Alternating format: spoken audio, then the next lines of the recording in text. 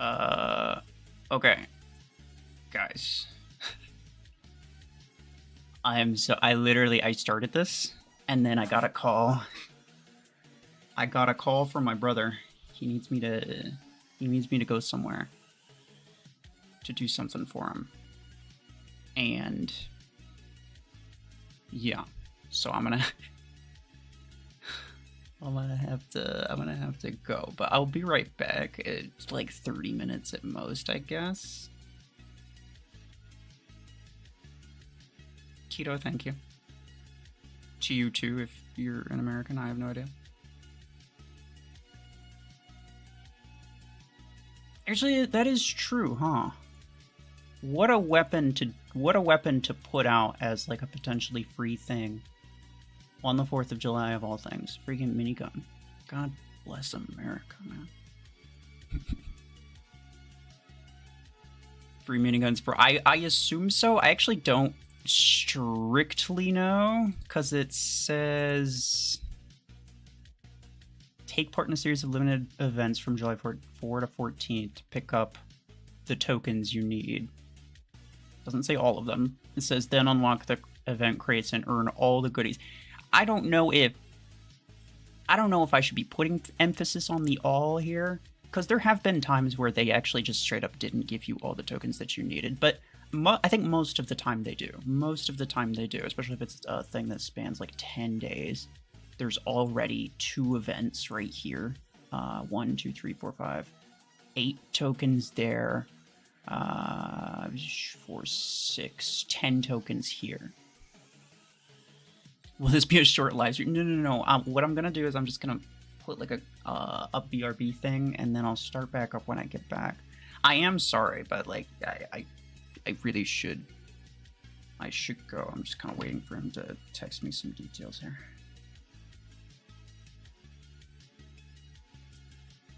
But for the time being, I think you start off with 1 token. I already have 1 token, but let's just get what we can as of right now. That was him, I think. Implant skill 3 times. Upgrade an implant 3 times. Do I even have any good implants to upgrade? I don't think I do. I got this, and then I upgraded it 3 times, not knowing that I should have waited literally 1 day. I could have waited 1 day. Oh, minigun damage and minigun reload. Hey, how about that? I'll upgrade this.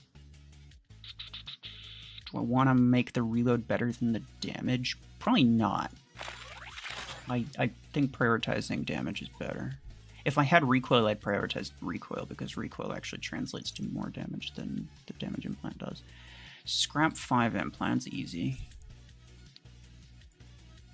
I'll just filter by level 1, and then I'll get rid of all of these implants that I'll never get the mechs for.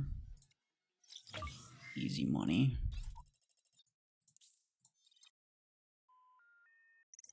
You thought minigun recoil was better than damage? It is, but I don't have one. All I have is damage and recoil, or damage and reload.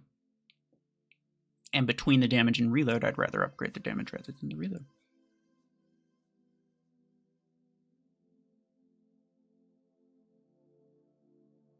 To channel our inner democracy on the 4th of July to get the minigun? Yeah. Well, I mean, for 10 days. You can't just do it once, you gotta keep going for it. Alright,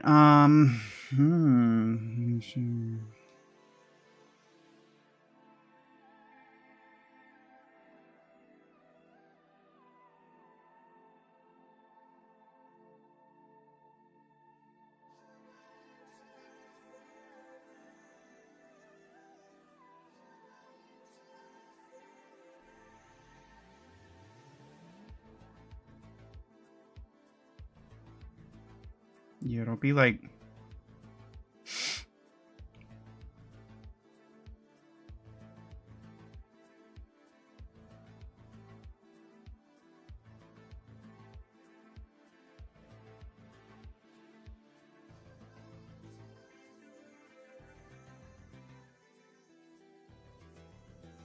I guess there?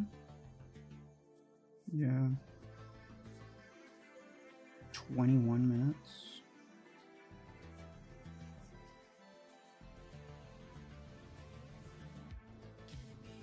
Yeah, 21 minutes just to get there. So it's like, probably, actually, it might be closer to an hour. I'm sorry, guys. Upgrade a pilot rank twice. I will do that. Spawn tanks. I'll do that too. Upgrade the rank of a tank twice. I do have Juggernaut. I could do that. But Ares is a mech that I was probably going to rank up once anyway, because so many people do this before they, like, they just do it because they think it's good and it's worth upgrading, but it's not. But it's one of those things where it's like a lot of people are gonna have it, so it's like I think I should upgrade it to see how good it is and to see if like maybe it'll fit into like the classic hanger that people would have. I don't know how much that's gonna cost though. Does anybody know how much that's gonna cost? I made the upgrade sheet. It's at level 2. It's basically the entirety of rank 3. And then Juggernaut's gonna cost not much, but it's still a lot of credits kind of down the drain, I'm not gonna lie. This one only lasts a day though. Wait. 1, 2, 3, 4, 5. Oh. Oh, I don't have to rank it up. Never mind. Yeah, no. Frick that. I'm not gonna rank it up. I will eventually rank up the Ares anyway, like I just said, but nah, I don't think it's worth it right now. Ares is probably like the last one I was going to rank up. Like, I'd buy and rank up Stalker before I ranked up Ares, because I know that Ares is not that good. Aegis is way better. Pilot rank, I'll do that slowly but surely, probably. Actually, it's a good question. Because I'll only upgrade G-Log, but that's kind of a slow going. You're not... Although maybe I rank up you for 1500. You guys think I should? Probably, right? Could get better cooldown implant on it. Technically, it's probably impossible for the grind. You can't say technically and probably in the same sentence, because if it's a probably, then it's not technically, and if it's a technically, then it's not probably. Is it worth it to rank up Aegis? I mean, kind of not. If you could help it, you wouldn't. Like, you'd replace it. You'd replace all your epic mechs with legendary mechs. Especially Aegis. Like, even though I love Aegis a lot, it is, out of the 3 between like Aegis, Orion, and Panther, Aegis is the one that I see the least in endgame. So, there's that to be said.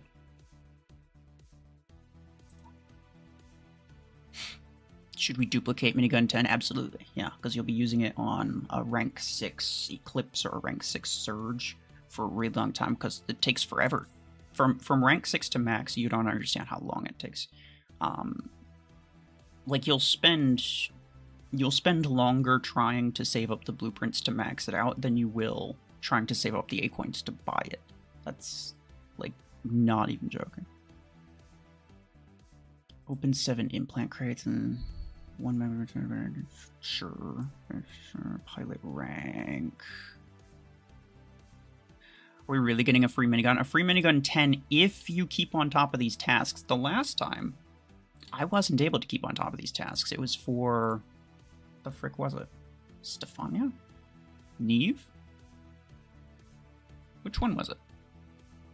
You have 125 blueprints for minigun. Very good. Yeah, that's cool. You're gonna need them. Not all of them. You're like 30 blueprints. You have like 30 more blueprints than you need. Vox, they say? Okay, Vox. These other guys. Close enough. Alright, well, forget it. Sure. Okay, I'm gonna rank you up. Rank up a pilot. Cool. And then between Red and G-Lock, it's gonna take a while before G-Lock actually gets there. So I may at some point decide, like, whatever, screw it.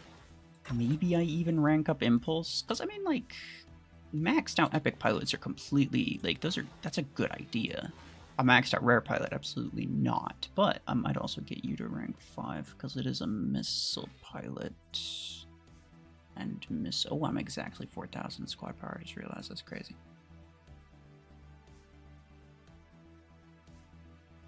Do you want a max lance or should you do? I'm not going to tell you what you should or shouldn't do outside of the like free-to-play gear hub guide that I've made. You can max out Lancer, but it's not the sort of thing that like everybody needs to do. It's like 150 to 200 battles, by the way, to get G-Lock from rank 4 to rank 5. Yeah, that's fair. That's fair. I'm probably not going to do that. I'll probably end up just ranking up this, which I could just do right now. I have to go pretty soon, so I'm not going to put my headphones on just yet. I have to go pretty soon because I have to do something for my brother. He literally called me the moment I started the stream, like literally not even a minute later.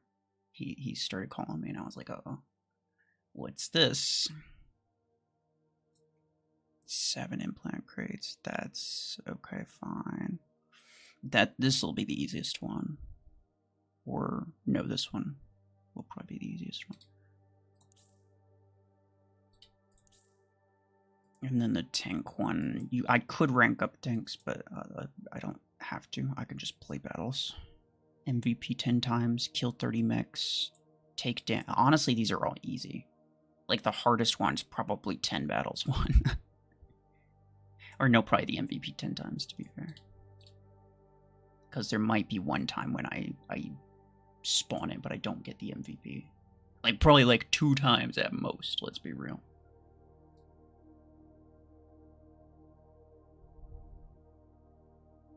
Lasagna 16 for 50 acorns? The hell are you talking about?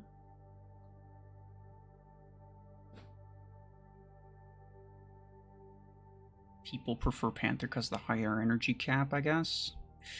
No, it's mostly because you can't destroy the shield. Like an indestructible shield really is useful. The dome is also nice, but like late game, you'd be surprised how quickly you can deal 750,000 damage.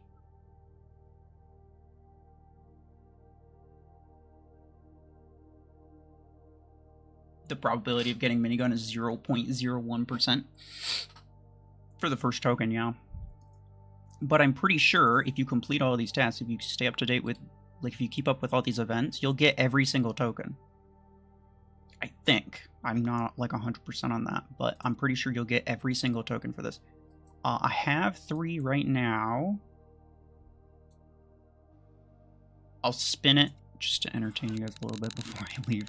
I am very sorry that I have to leave. I don't want to, but if I knew I was gonna have to go, I would have just not streamed for another hour. Panther and Revoker 10. As in Revoker 10 on Panther? No. Individually, those are fine, but don't put them together. Killshot and Panther cost acorns. Okay. Interestingly enough, there's no blueprints in this. Like, there's blueprint, like, bundles, but there's no strictly Minigun 10 blueprints in this event at all, which is interesting. Usually they don't do that. Alright, fellas. Well, I'm gonna be right back. I am very sorry. Let's see. It's gonna be about an hour. BRB.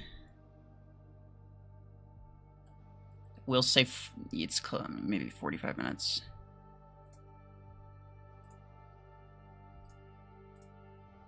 And then I'm gonna pin that. Yeah, put the BRB screen. Yeah, set an alarm or something and then come back. I don't care, but yeah, no, I'm sorry. I'll be back.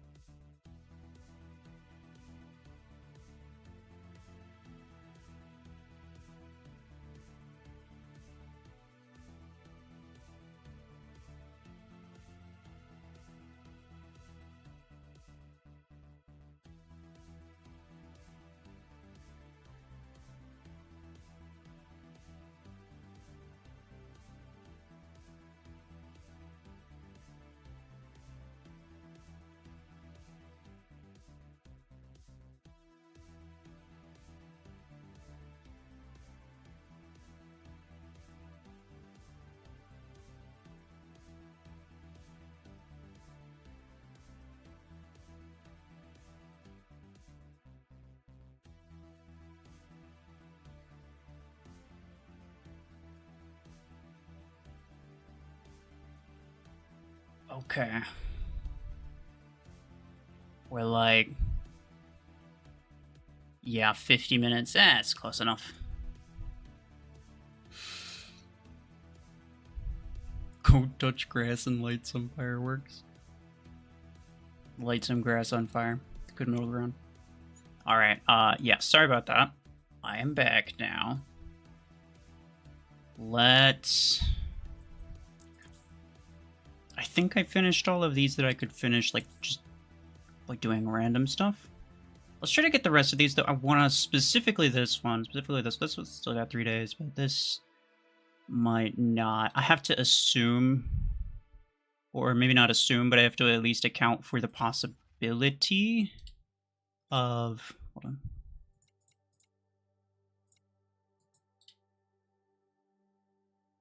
I have to account for the possibility of just like completely not logging in at all tomorrow. Which is like, I don't log in every day. I don't know if you guys know that.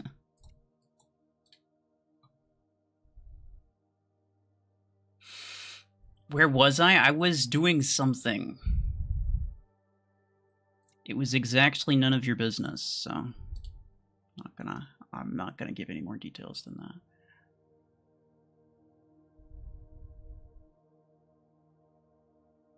But no, my brother called me. I had to go do something for him. My brother called me literally the minute that I started the stream.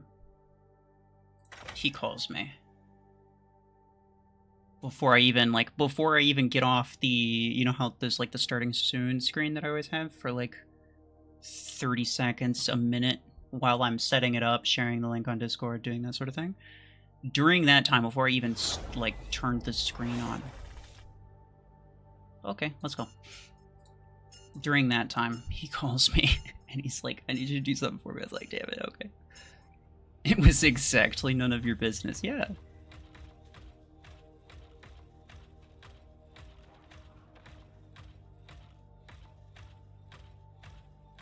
It is exactly what it was. Alright. Let's try to... Oh, Helix Rack. I see you, buddy. No, that's decent for me.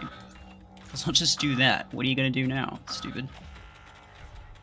How about nothing? I know exactly what you're going to do. A whole lot of nothing. I'm chilling. I'm chilling. What about you? Take out that guy. Oh. They have more. What? I'm stuck.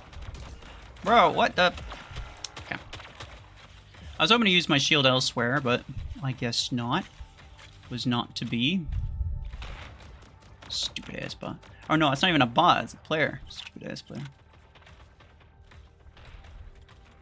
Alright. Don't let him lock onto me just yet. I mean, what are you guys gonna do? Their lock range is too long. Like, I don't even think it's physically possible for them to lock onto me while being inside my dome. And even if they could... Oh, that's right, there's a cooldown modifier. I freaking forgot, dude. Oh, hello. Man, it's teleporting. I was gonna say, like, why in the world is my cooldown so short? It's because there's a cooldown modifier. I forgot about that. Oh, you guys are cooked. Aegis Dome is one of the most OP abilities in the game. Zero chance you guys are not getting absolutely cooked with this.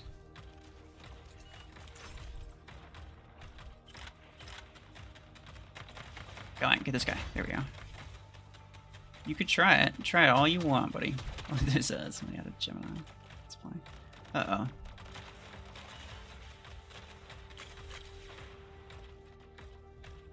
I don't really love that.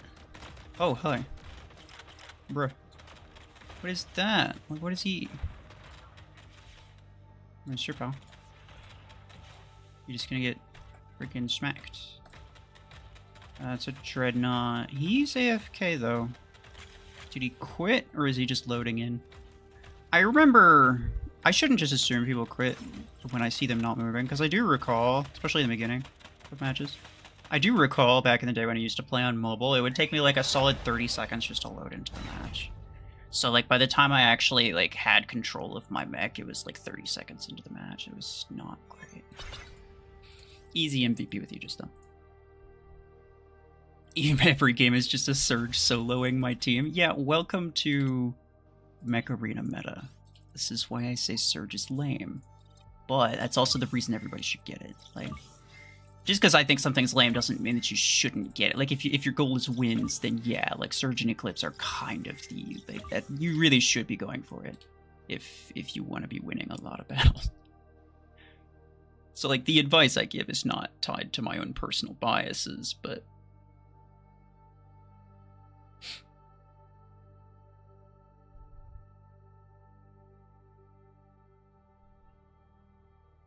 Why do you move side to side while shooting?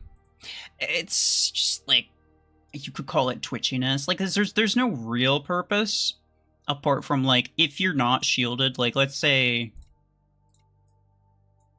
if I didn't have protection, like the Aegis Dome, then absolutely you should be moving, just period. You should be moving side to side specifically, front to back. It's not so much. It just makes it harder for people to just randomly hit you. It makes it easier for you to just, like, happen to dodge some shots if someone happens to be shooting at you at some point. If you're just standing there, then people can take all the time that they want to line up their shot and then just, like, absolutely dome the crap out of you. Especially with, like, a sniper weapon. But if you're moving side to side, then it makes it a little bit harder. But it's also just like, you know, am I just gonna stand there and shoot? Nah, I want to do something. So just start kind of call it twitchiness.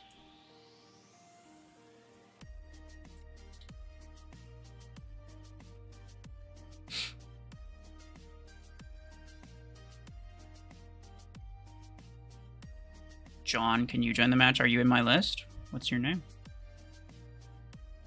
What's the best weapon for Parasite? I'd say probably minigun, possibly overdriver.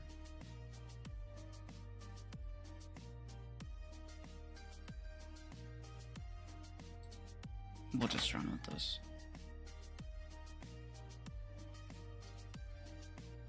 Three-star Revoker 12.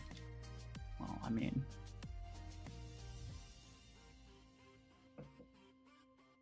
You'd want to rank it up after getting it. You don't have me friended. I don't know if I even have room in my list. I accepted a bunch of friend requests yesterday, I think. You would join, but your phone's at 29%. That's fair.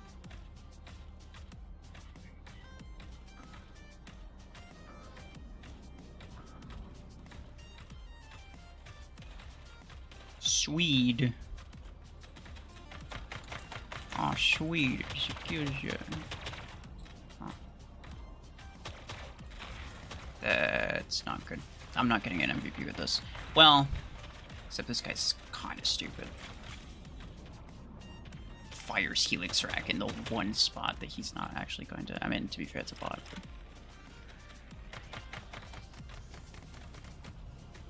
But... Okay, I gotta do this. This is really dangerous, because his pod guns are gonna kill me. Hey, buddy, stop that. Oh, okay. Never mind. Carry on.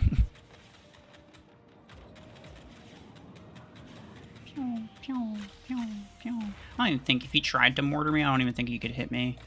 Like, even if I didn't put my dome down. But I will anyway.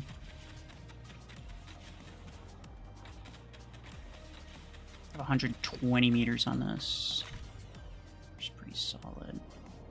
And then my O. That's a thing that I'm going to have to keep an eye out for.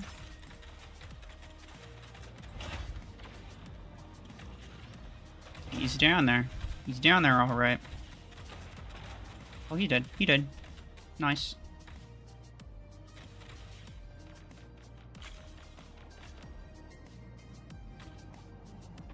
That was gonna wait. Oh, you. Hi. He's stuck. I can get some damage off on him. Not a lot, but I'll take it, I guess. I don't have much choice. Black hole.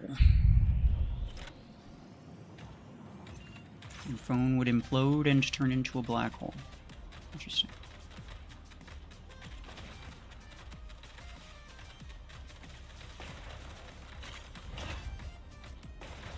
Okay.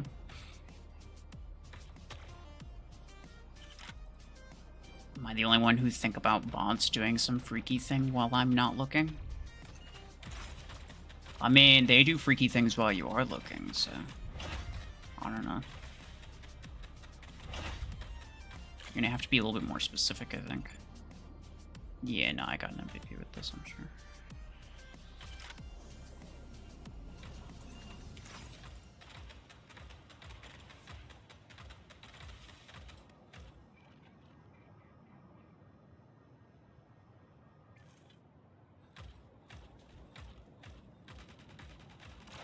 Get him.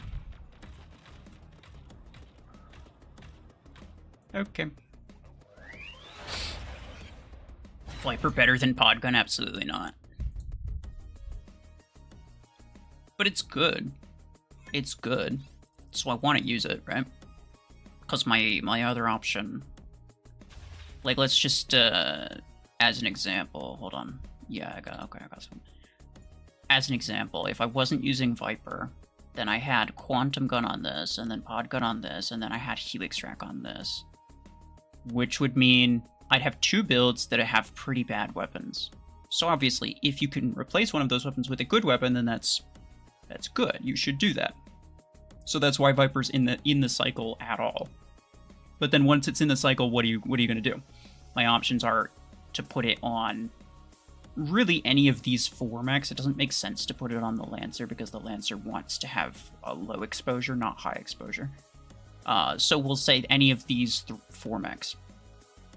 The Orion kind of also prefers low exposure over high exposure, but it is pretty good because it's like stupidly high damage output. So it's an option. We'll just say it's an option for the sake of argument. The Redeemer doesn't make a lot of sense. The Zephyr actually does work pretty well, except what would I put my Revokers on if I put it on Zephyr? So like that was like whatever, just keep Revoker on it. So it's mostly between these two, and this build is really good, and this build is really good. If I swapped it, then the Podgun Aegis would be better than the Viper Aegis, but the Viper Orion would be significantly worse than the Podgun Orion. So essentially, it's like, even though these aren't individually the best builds, this is the best build.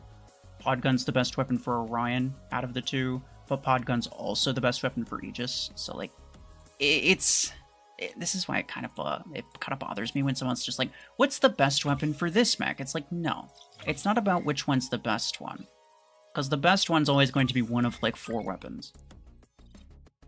It's a matter of which weapon that's available is the best, and also like how does it compare to other things? Because if you were to ask me, well, which weapon's better for Orion, and you have the same situation, you ask me which weapon's better for Orion, I'd say Podgun. But then if you ask me the same thing about Aegis, I'd also say Podgun. So it's like, you know, that's why the which weapon is the best question is not the best way to ask it. Stormwrack on Lancer and not Redeemer, yeah. Because the Lancer is essentially the Lacewing. It has 93,000 HP, which is more than the Redeemer. It has the same energy capacity, and it has a mod. This is just better than Redeemer. As it is. It's just straight up, it's better than Redeemer. It even has a worse pilot. Well, it's rank 5. 9% HP versus 9.8% HP. So, yeah. In terms of HP, it has a worse pilot.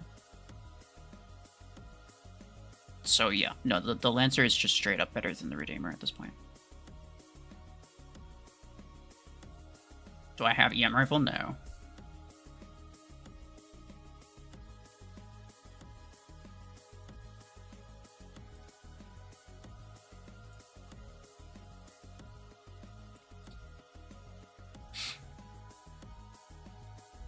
Not because the stats where you play is better the other way around? I disagree with that. No, because it's essentially Lacewing. It just, like, absolutely abuses the crap out of certain maps. Redeemer is just, like... yeah, you can make it work, but like I wouldn't say it's better than Lancer. Like in some situations, sure, because like every ability is going to make it better for some situations, but the majority of them I would not say so.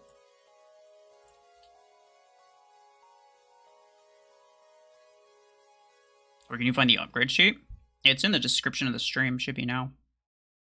I updated the descriptions for the last like 3 videos or so, and then I also put in the stream.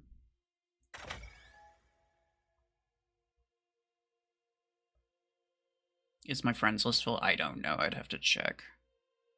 But every time I check, I get people who are trying to get me to accept their invite, but they're like either 10 times too strong or 10 times too weak.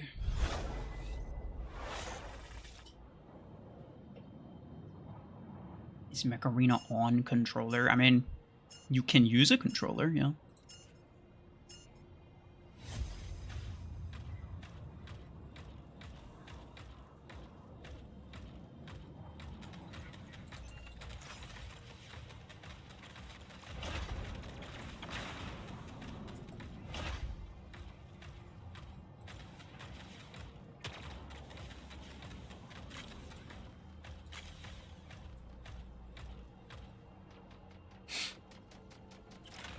Flames Arcade, hello. Right.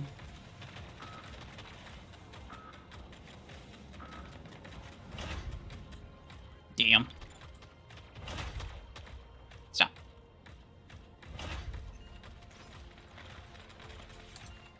I should probably... yeah. Really? I think my left rocket didn't hit, which is really annoying, because it would have absolutely killed him if it did. Whatever.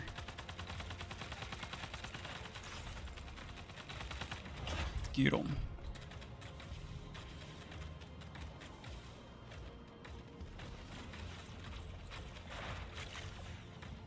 Uh-oh. Run. Alright.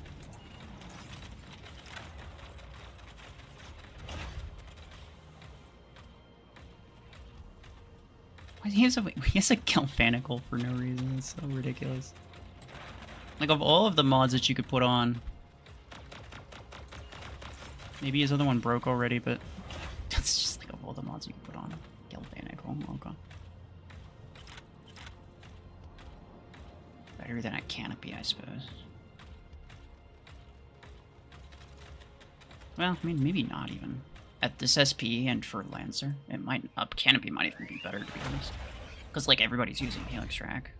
I mean, the Lancer himself was using Helix Rack. Like, come on.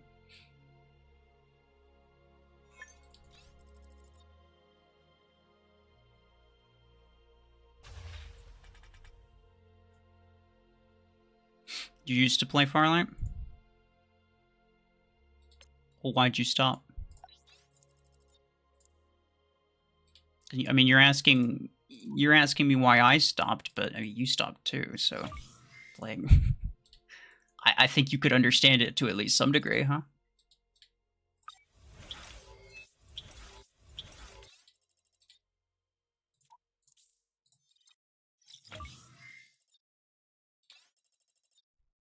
You got EMP'd 5 times in a row. Sounds like a skill issue.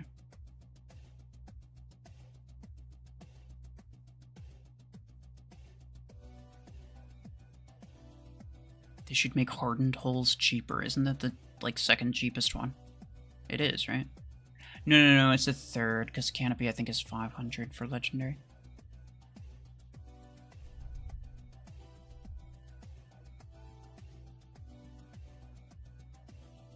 You didn't? Well, I thought you said... Oh no, you said you used to play Farlight. Oh. Never mind. Yeah, you're right. I read that wrong. I read that as I used to. No, I stopped... I mostly just stopped because like everybody, like my friend group just kind of got bored of it. They did some updates that like we didn't really like, and they weren't really fixing a lot of the issues that we thought they needed to fix. And that's about it, yeah. Now there's like 3 or 4 different people that I play the game with, and we all kind of collectively got tired of it.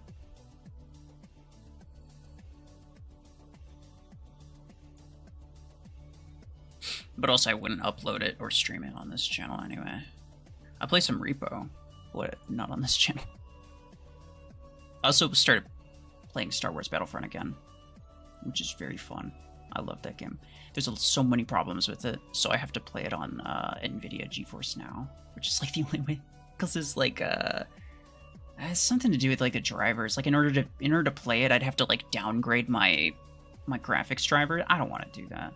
That sounds like it's gonna cause other issues. So I'm just using that.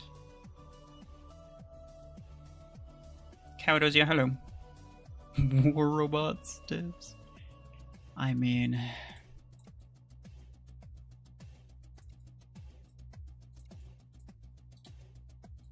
could be. Saving credits is so hard. I mean, yeah, every time you get... It's because you spend all of them at the same time. Every time you get enough to buy a legendary weapon, you just buy it. If you're spending them on upgrades, though, then you're absolutely wasting them. And that's your own fault. But, you know, I will say, like, even myself, I don't have a lot of credits a lot of the time, because by the time I get, like, 700,000-800,000, I spend it all on one weapon. If I get Minigun 10, which mech am I gonna put it on?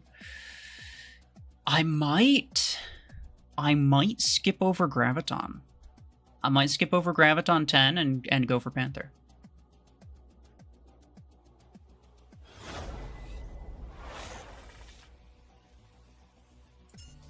Roasting you for no reason? No. Look, I think it's important to understand when something's your own fault, because that's how you understand to stop doing it. Because if somebody, if the overwhelming message from myself is, oh, it's okay, it's not a big deal, then that tells you that it's okay to continue doing it, and you're just going to continue doing it. And you're just going to keep having the same problem. So telling you how it is, telling you what it is, that it's an absolute waste of credits, and that it's completely not cost effective, and that, you know, you'll waste a lot that way. That tells you to stop doing it. I mean, you can't undo it, it's whatever, like, you know.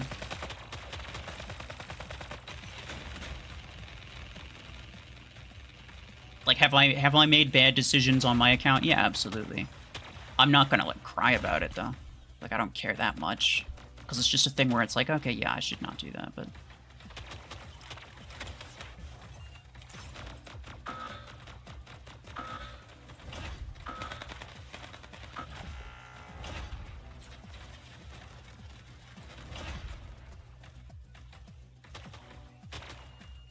Oops.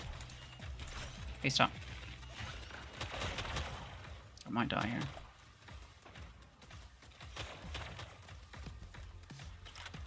Reload's so long. Like, it's not long, but it feels like it's long. I don't know why. Yes, thank you for activating that. That's very kind.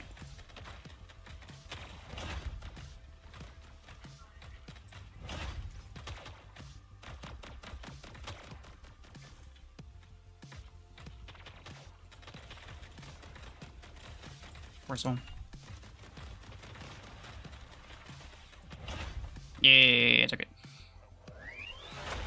Duplicate it from rank 4. It would take a while to duplicate it, yeah. But it'd be cheaper to rank up the Minigun 10 twice than it would be to buy Graviton Beam. I mean, like, I guess technically not, because Graviton Beam costs credits, but... I don't really care that much. I mean, it's not like I plan on getting surgery clips, right? I mean, like, maybe I will get them eventually if I get everything else. But I don't really want to. You tried Pod Orion the other day and got 11 kills? Yeah. I mean, Podgun's really good. You could put Podgun on any of these 5 mechs and it'd do really good. Like, even the Zephyr. It's just because Podgun at this SP, Podgun is ridiculous.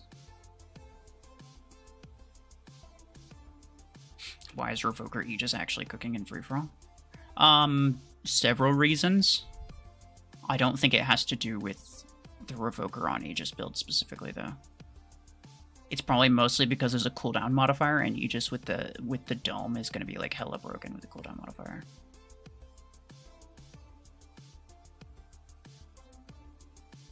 If you used like Podgun or Viper on that Aegis, it'd probably do better.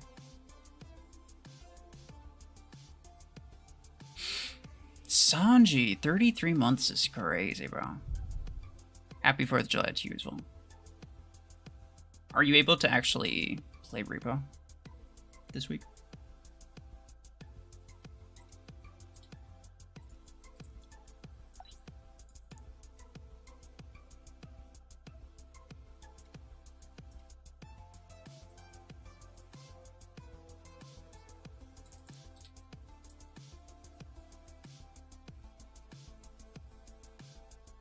You usually use Stormrack on your Aegis? It's not a great idea. Do you have the reload implant? I guess I should ask that first.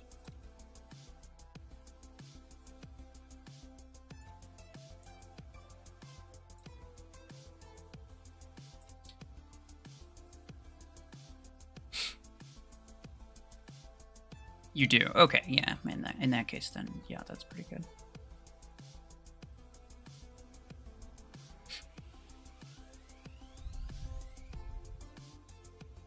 Listen, Gorilla's clan leader ID. What?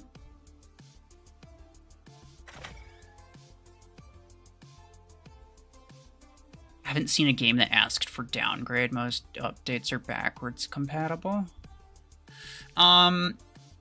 It doesn't strictly ask for it, but it's the fact that the game keeps crashing. And the overwhelming consensus when you look it up is that the main way to fix it is by downgrading your graphics drivers. The Star Wars Battlefront has not received an update in a very long time. I think if you go to the Steam page, the last update was like 3 years ago easily.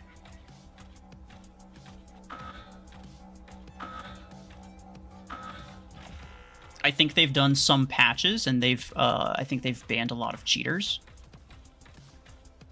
And that's why people are starting to pick it up again.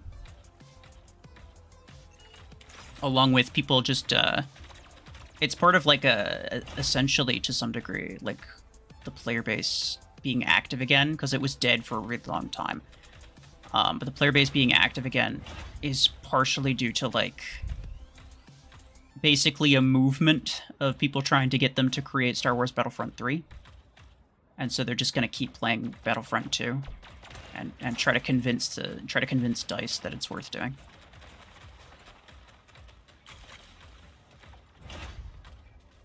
But I don't care. I freaking love that game. It's like one of my all-time favorite games. Get out of the way.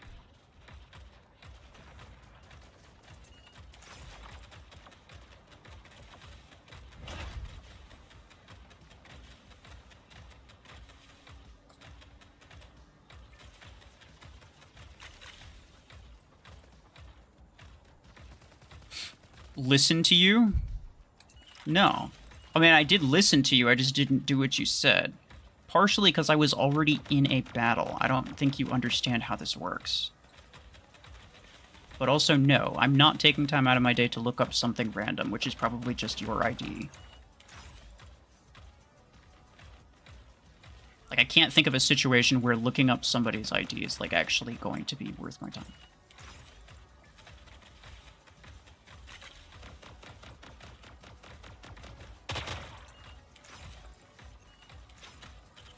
There's so many Aegis domes right here.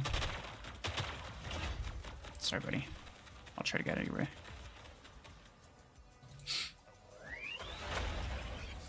There it is. You want me to rate and help improve your hanger? No.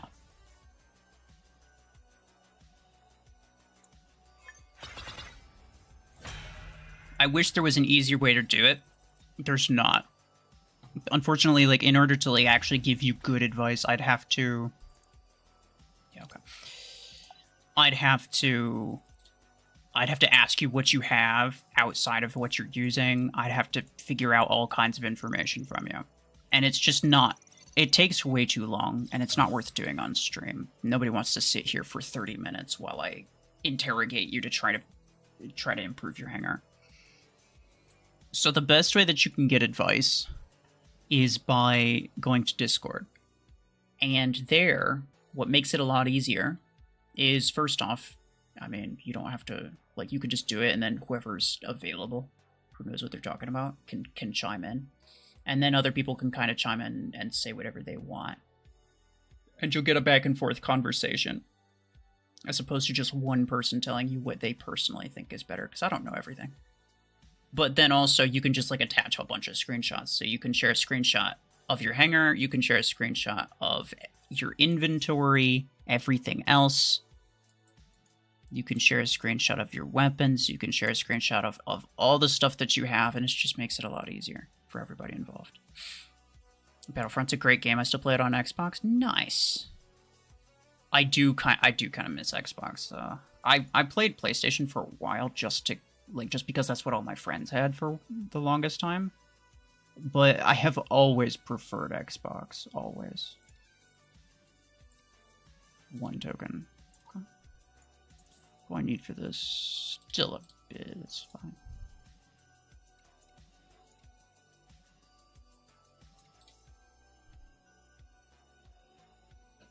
Minigun 10 would actually give me the last 2 stars for tier 7. Nice.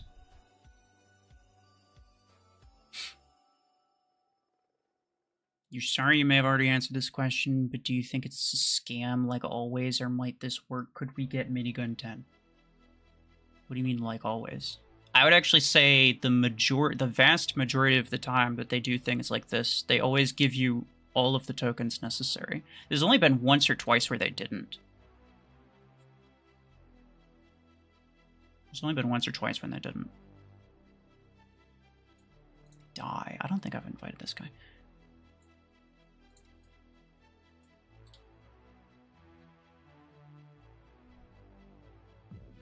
You want Seeker?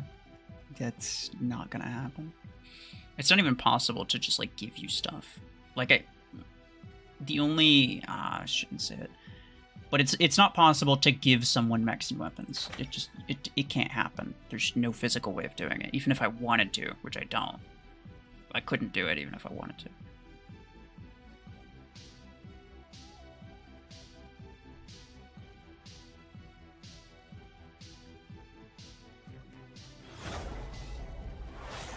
Yeah, Void. Unfortunately, the thing is like, I actually used to do that a lot, but it just, like, progressively, I came to realize that I was spending a lot of time kind of just, like, giving my best approximation for what advice people need, but, like, there's so much information that I need in order to, like, actually give good advice. And at the end of the day, if I'm going to take time out of my time, if I'm going to take time out of my day specifically for giving people advice, I'd want it to be something that's, like, good and effective.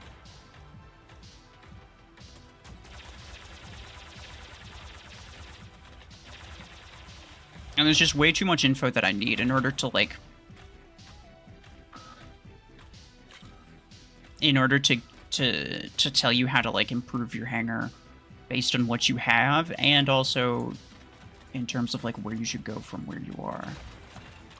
Like, what you should get next.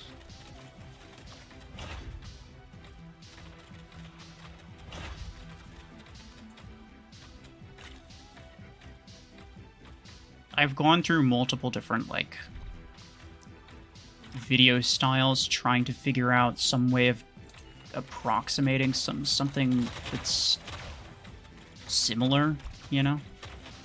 Like, the dream hangers were kind of similar. But again, it's like, a lot of times I think it's just people who are in, like, tier 3 or 4. And they don't really know.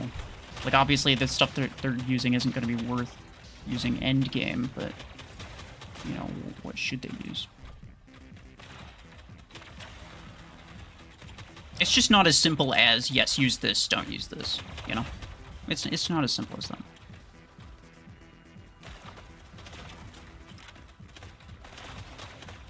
I mean, long-term goals, yeah, sure, but...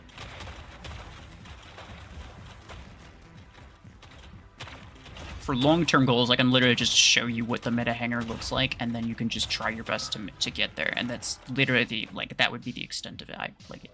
My advice stops there, right? So obviously we're not talking long-term goals, because that's very straightforward.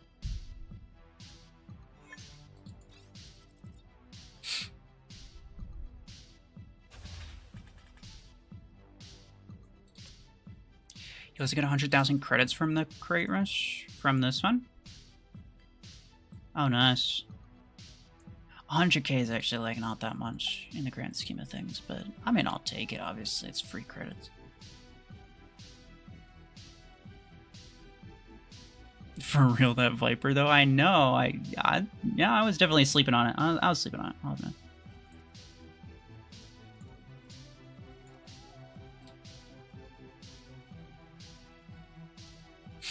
Free-to-play ID ain't working. If you went to the description, that's my Plarium play ID. I don't have my in-game ID in the description anymore, because a lot of people are sending requests. I don't have space for all of them. And then at the moment that I accept one person's invite, I get like 30 other people who are like, well, why didn't you accept mine? It's like, well, it's because you're like 1200 SP. Like, what am I supposed to do at that point?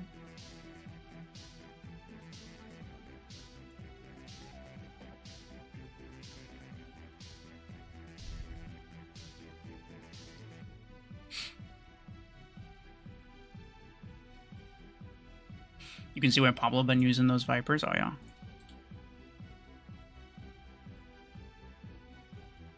If we don't get all the tokens from Minigun 10, should we keep them or spin them? I'd say spin them. Because you don't know if you're going to get all of them until the very end.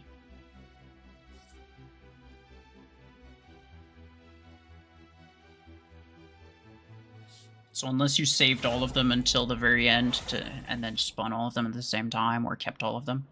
Oh, nice 5v5, let's go. Which I suppose you could do. But if I'm being honest, I think you'll probably get more credits, because the compensation for the tokens is credits. I think you'll probably get more credits by just spinning it. Because it's 100,000 and what, 50 tokens total? Someone can correct me. I think it's like 50 or 60 tokens total. But then it's 100,000 credits throughout all of that. The absolute most amount of credits you'd get is probably like 5,000 per token for 50 tokens, which is like 250,000 total.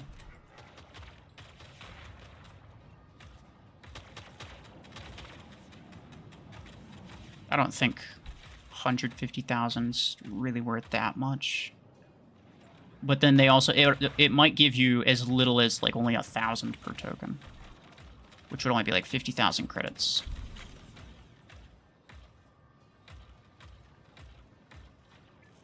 It's like, it's kind of hard to tell. Oh, no. Oh, that's not good. What the hell? Your stupidity. Alright then. I'll show this guy what's up. Never mind. Never mind, he's gonna show me what's up. That's fair.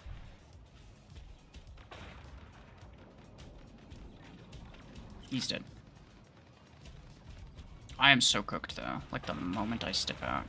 Wait, never mind. Everybody fired.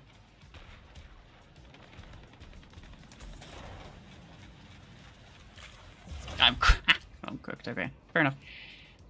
70 total? Okay, yeah. 70. Oh, they're probably not going to give you 5,000 per token on 70 tokens. 350,000 credits? I don't think they do that. I mean, maybe, I guess, but seems unlikely.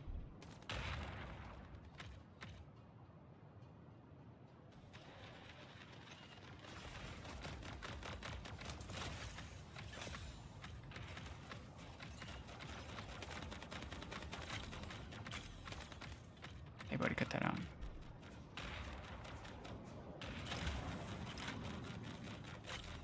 Bye-bye. Uh-oh. I'm cooked. I did mark him. Stop. Jeez, dude. I think we're gonna win, but oh my goodness. I'm getting obliterated.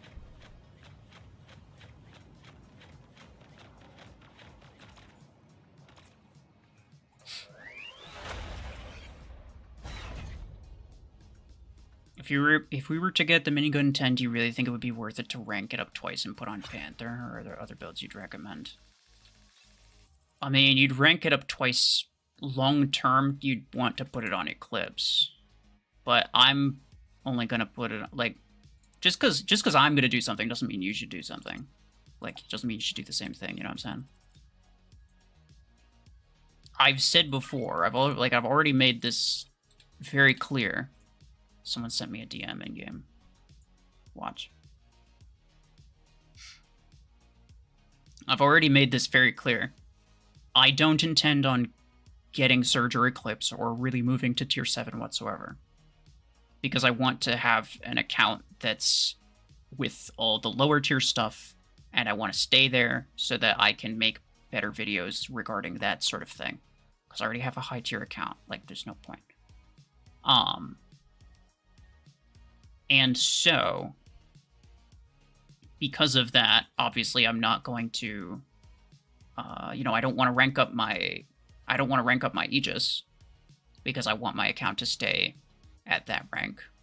I don't want to level up or rank up anything past rank, like, 4.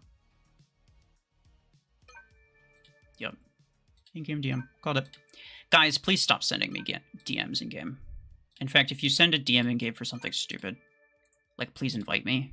I'm most likely not going to invite you. No.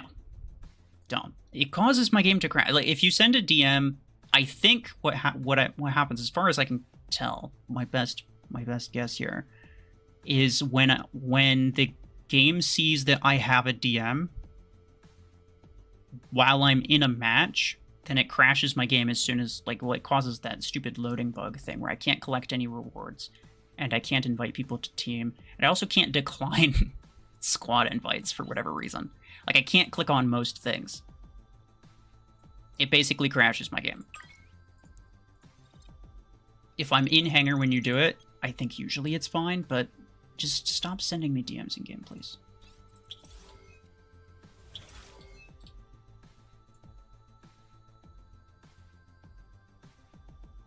Can't you just create a second free-to-play account? I could, but like, I don't have infinite amounts of time, you know? I can't just, like, oh yeah, I'll just create another free-to-play. Like, once... Okay, look. Here's what would probably happen. There's two possibilities that would probably happen. Option A is I get everything. Like, I get Stalker, I get all the stuff that I'd want to get. I get, like, Stalker, yeah, like I just said. I'd also get, like, Disc Launcher 8, which is down here somewhere. Disc Launcher 8. I get, like, Chain Gun 10 and 6. I get Revoker 10. I get Repeater 10 and 6. I get all of these things. Particle Beam. I get all of these things so I can try them out and see which stuff is, like, actually worth getting. Just to make sure that, like, I'm not, like Viper, I'm not, like, sleeping on anything. So I can give better advice to people who are in these tiers. So, possibility number 1 is I get all of that stuff, and then I kind of just have nothing left to do. Which will happen, like, at some point, probably, right? And I'm just sitting here waiting until they release something else for free-to-play, essentially. So, option number 1, when that happens, is I just, like, okay, fine, whatever, I'm here, and then I just decide, like, okay, I'll just move into tier 7, and I do it that way. Option number 2 is I keep this account where it's at, and I keep, like, I do it, and then I hit basically a wall, I kind of get bored, and I basically just stop playing this account unless something new comes out for free-to-play. And then I create another account, and I work it up from there. Which is probably what's going to happen. If I made another account that I worked up from the bottom, I'd probably go, like, the optimal... I'd probably follow my free-to-play Gear Hub guide pretty closely. Because here I'm not really doing that. And I've already said that I'm gonna... Like, I said literally from the time of creating this, like, I specifically said, like, I'm not here to prove anything. I wasn't here to prove that my free-to-play Gear Hub guide was necessarily, like... I wasn't here to prove that that worked. I just got what I wanted to get, and I got specifically the things that I haven't really tried, the things that I would normally say are bad. And the reason that I got them is so that I could verify that they are, in fact, bad. I mean, like, Max Lancer at this point, I actually think Max Lancer's really good. Viper, I knew was pretty good, but I thought Disc Launcher was better, but it doesn't look like that's the case anymore, but I still I don't have Disc Launcher, so I'd have to, you know, I'm not 100% on that still. But you get what I'm saying, essentially, right? Yeah, you get what I'm saying. Yes, there will be eventually a point where I have everything on this account that I'd want to get. And then at that point, it's like a matter of, okay, do I keep this account where it's at so that I can keep having an account that's actually relevant to most people, which is like the tier 5 and tier 6 range? Or do I, you know, progress this account? I made a poll recently asking how many people were actually invested in my personal progress on this account. And it's not many people. It's like less than 20%, I think. Like, people don't really care about the progress. Some people will, but like, I don't want to progress if people don't care about it. I'd rather have an account that's better, you know? Because like, if I'm like, okay, here's my free-to-play account, I'm going to show you how to completely dominate with a free-to-play account. Step 1, pull out your Revoker goddamn Surge. Like, no. For most people, that's completely bullshit advice. You can't do that. Like, so, I want something that's useful, you know? I want something that's useful.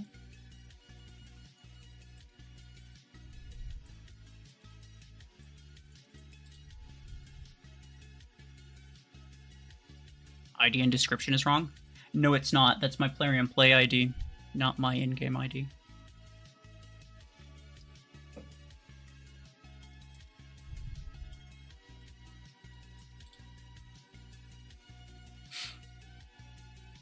Please try long arm. I actually think I will rank up my long arm to like at least rank 4, because I think it might be better on Orion than Quantum Gun is. Like, if I'm being honest, I think it probably would be better. But I haven't tried it, obviously. And it's not a priority, so I'm not going to do it anytime soon.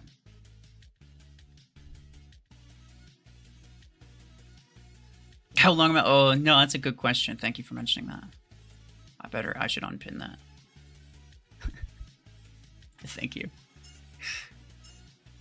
I'm surprised, like, when I was driving home, I was like, okay, I have to remember to unpin that thing when I get back. Completely did not remember.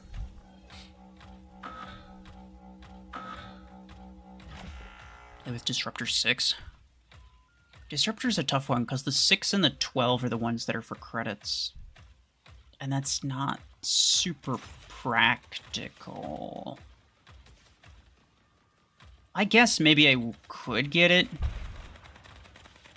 And then use, like, Disruptor 6 on 12 Energy Stalker, or maybe even Orion. And just not fill the energy. But I don't know. I want to get some of the other ones first.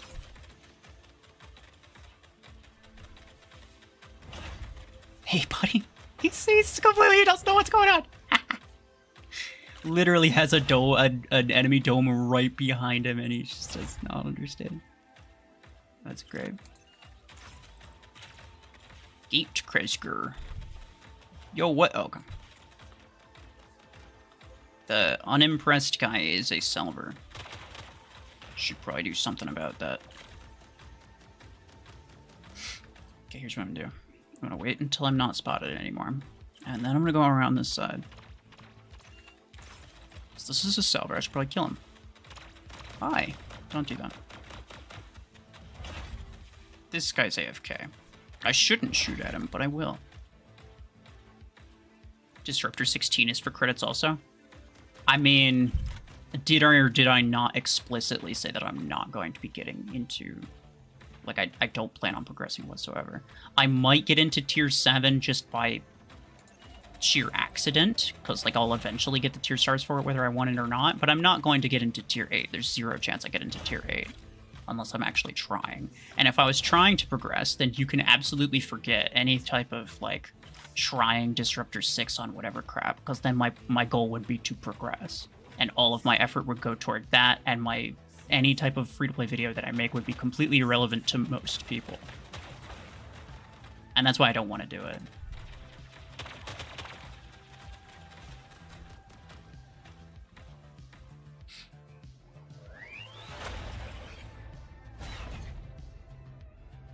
But yeah, no, I know Disruptor 16 is, but it's like I'm not gonna get to that point.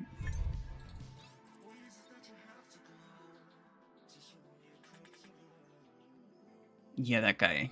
I assume he crashed because he got up the stairs and that was literally as far as he got.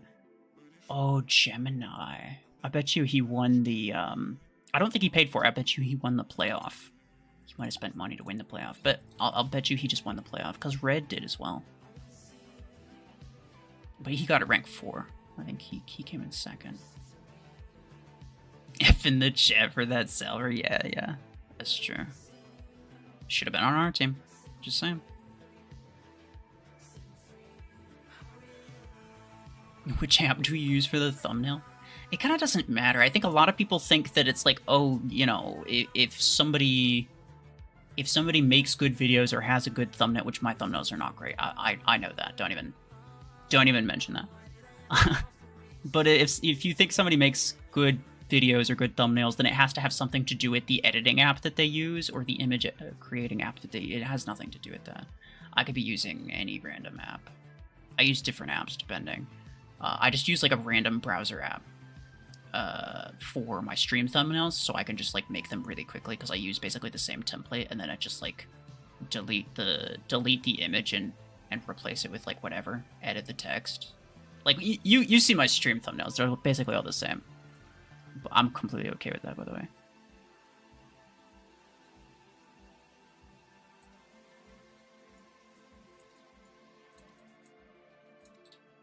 But here, where is it going on? But yeah, it's less to do with it's more about the technique and like what are you doing with it? You know, there's really not much in terms of like the app itself like carrying you, right? Podgun Redeemer. It's good. I mean, like I said, in my entire hangar, with the exception of... No, with the Lancer as well, actually. My entire hangar, every single one of the 5 mechs that I have, every single one of these, except for maybe Zephyr, all of them, the best weapon for every single one of them that I have is Podgun. So, like, Podgun's good. It's really good. But you can't just be like, okay, what's the best weapon for this one mech? Because I'm gonna say Podgun. But is that the best one to use, right? Obviously, I'm not using Podgun on my Redeemer. So it's the best one to use out of what you have, and the best option just in general are completely different things. They're very different things. Podguns go with every mech? Yeah. I mean, it's a passive weapon. You can use a passive weapon basically on anything with no issue. How did he stasis me? How is it even possible that he stasised me? He stasised me... Okay, so his barrier was not where I thought it was. His barrier was actually inside. On his screen, I may or may not have shot through his barrier. So he may or may not think that I'm cheating right now. That's weird. That's the first time I've seen that. I mean, like, I'm not surprised that it's possible, but it's the first time I've seen that. Get that kill shot. Priority number 1, bro. Do not let it live.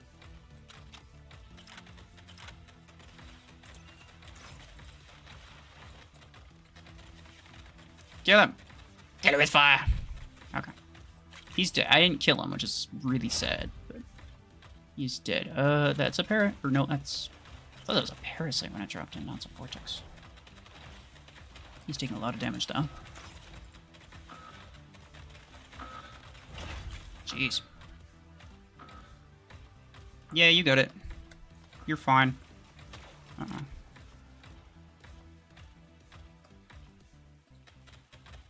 Nah, he cooked.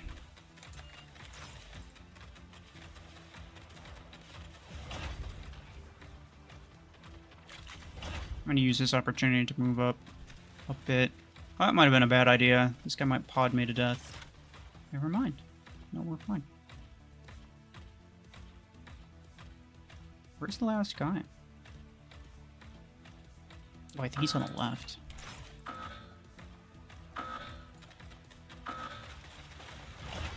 Whistle.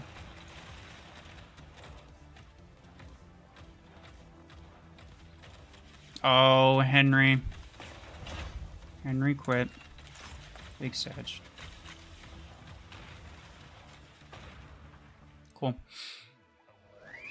2 consecutive 5v5s? I know, it's crazy.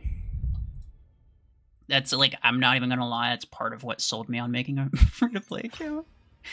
Was the fact that I was seeing some people who were... I saw some videos of people fighting in like the around 4 KSP range. And I saw that they were getting consistent like 5v5 player matches.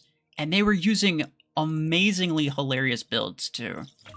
Ones that like actually worked, but like it only works at that SP, you know what I'm saying? Like it would not work at max SP.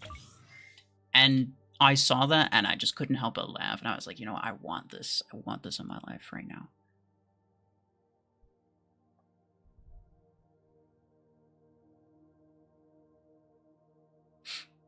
Should you rank up your Revoker 10 to rank 6? Yes, but whether you do it before or after you get Surge or Eclipse, I'd say you should probably do it after you get Surge or Eclipse. Because when you get... I mean, what are you going to do with 2 Revoker 10s? Unless you have 2 close quarters builds, then you could use a Revoker 10 and 6 on 2 of them. That would actually be pretty good. But, like, you could just wait, right? Because let's say if you only have 1 close quarters mech like I do, I only have that. Some people would probably say Redeemer, but I don't think that's a good choice. I don't think that's a good choice. If you only have 1 close quarters mech, then just wait until you get like Surge, let's say, or Eclipse. Most people I think should probably get Eclipse, and then you have Eclipse. It starts at 18 energy, at which point you couldn't use double 10s on it regardless, so it doesn't matter. You put the Revoker 10 and 6 on that. And then you can rank it up from there. And, you know, you're not losing any damage. But I suppose you could also rank it up first and then use double Revoker 10 and 6, like, after you get it. But ranking it up first just makes it take longer for you to actually get the Surge or Eclipse. And those 2 mechs work with almost any weapon, so I don't think it's necessary to have the Revoker ready before you get them. Is essentially what I'm trying to say. Give advice to newer channels who want to make content of Mech Arena. Don't make Mayorverse videos. So gameplay with music? Absolutely not. Nobody watches it. I mean, like, they do watch it, but like, no, they only watch it because it's them.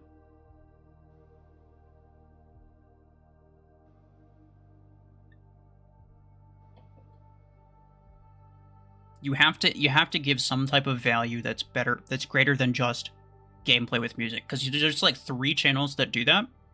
Every single possible video that you could make that has to do with gameplay with music, all of those videos have already been done. Probably like at least 5 times. So like, don't even waste your time. Like, actually don't even waste your time.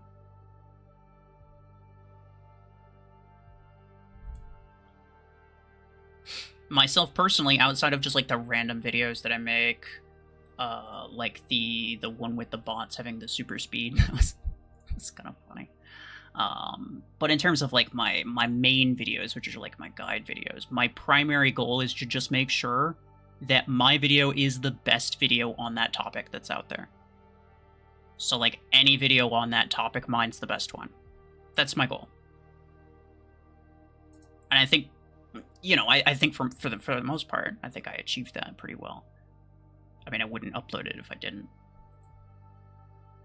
Whether or not other people think that's completely different, but essentially, like, you know, that's my goal. That's kind of like my standout, right? You can't just have the same channel as somebody else, because why would they watch you? They just watch somebody else who makes better videos. They make videos more often. They have a better upload schedule. There's lots of other people who watch it. There's already kind of like a community, you know, that they have. So it's like, why watch you when they could just watch someone else that has the exact same thing? Legends, hello. You ranked up search to rank 6. Nice. Are we bullies? We keep pushing them all the way to spawn? Somebody always quits. It's really unfortunate. I feel like the game's been bugging recently, and it's not their fault. I feel like it's actually the game crashing on them, and not that they're quitting. But consistently, I think both times, or has it been 3 times? I don't know. At least one person on the enemy team has just been AFK. And so it's essentially a 5v4, and that's not really fair.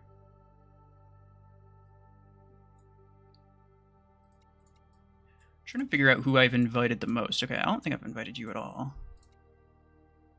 I'll invite you.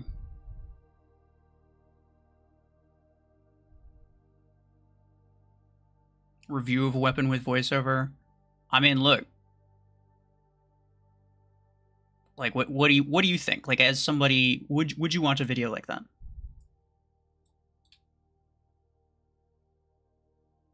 Because, like, my primary goal is to, like, whatever topic that I choose. Whatever topic that I choose, I want to make sure that my video is the best one out there.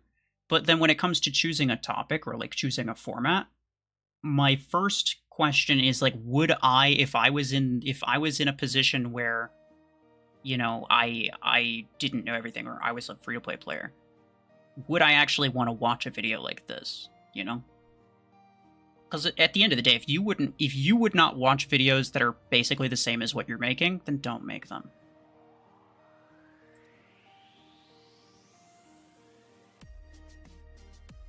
If you wouldn't watch it, why would anybody else? Is kind of what I'm saying.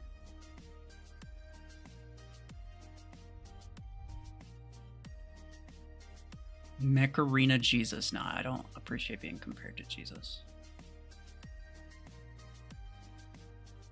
I keep getting the no internet connection thing. Yeah, I had that a couple times.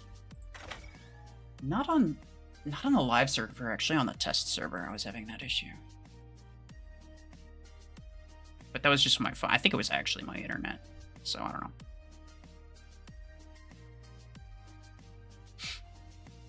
How's flu treating him? I'm in. We're relatively inactive at this point, like we chillin'. I mean, the clan as a whole, it's like, it was mostly a friend group. It was more of a friend group than a clan, and it's always been like that.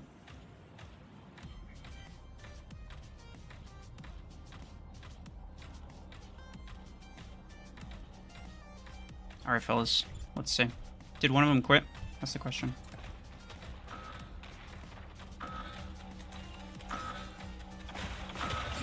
Stupid kill shot, bro.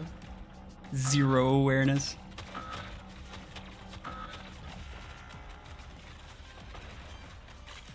Stop that.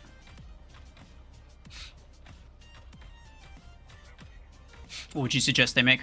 Whatever they enjoy watching. Everybody likes different stuff. That's unfortunate. I just got one shot by that. I'm not gonna sit here and be like, oh, what I think is the best thing to make. No, absolutely not. Some people watch, like, just brain rot short compilations, which is completely fine.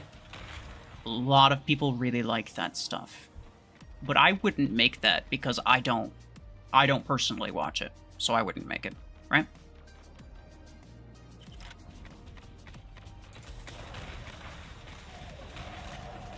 The best way to make sure that there's people who actually like the things that you're making is to make sure that you actually like the things that you're making. Like, you personally would watch the things that... And you have to be realistic about it. Don't be too generous to yourself. You gotta be realistic about it. Because, you know, everybody's got, like, a sort of a somewhat unique sense of humor, but at the same time, it's like, there's also, like... It's not as unique as you think it is, you know?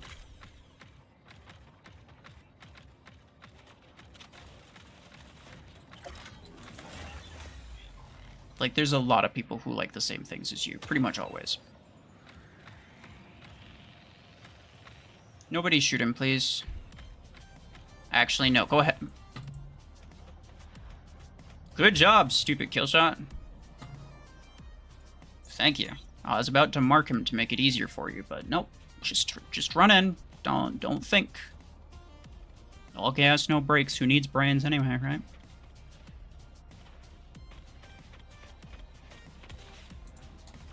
Bruh.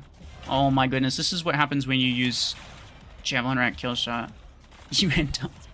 You end up thinking that Strike Rocket Surge is just the absolute GOAT.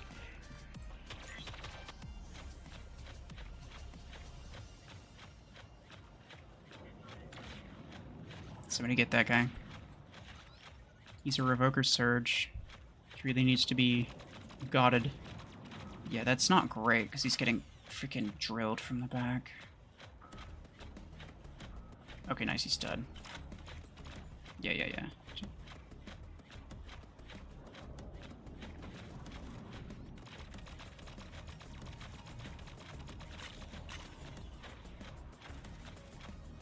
Get it? He's got it. Okay, nice, thanks.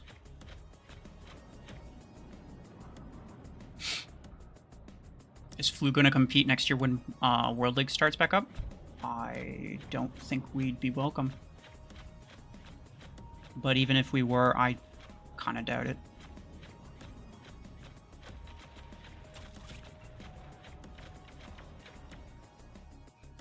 Hey, Sean, hello.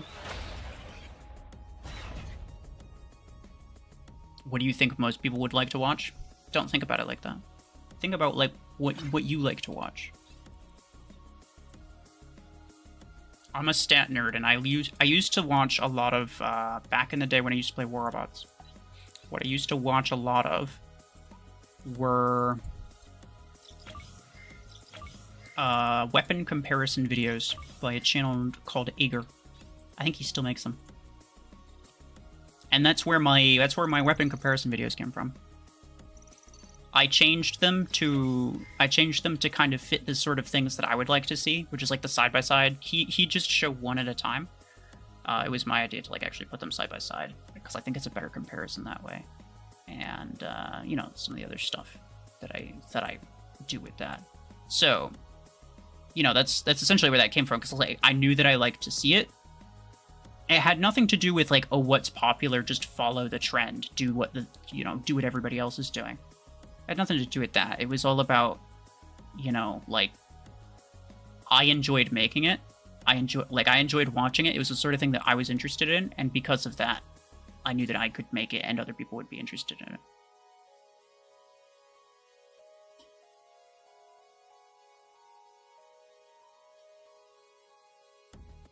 Cause like I said, if you're just making stuff because it's like, oh, this will probably work,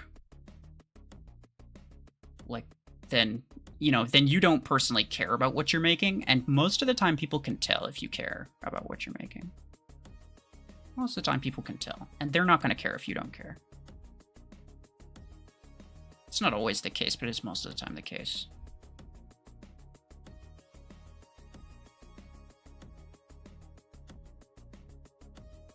Eager's the GOAT, yeah. He was like, I think he was like the only War Robots channel that I actually like consistently watched his stuff.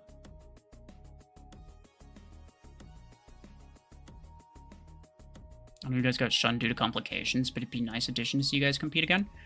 I mean, we'll see. We haven't really talked about it. I think more than likely,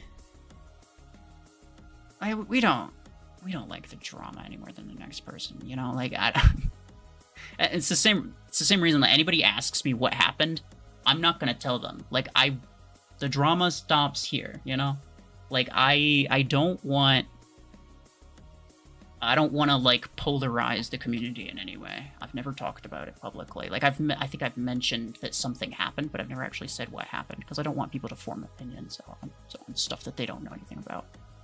But I don't know. Like, I think to a large extent, I think most of us would be like, you know, well, you know, just let bygones be bygones. But at the same time, I think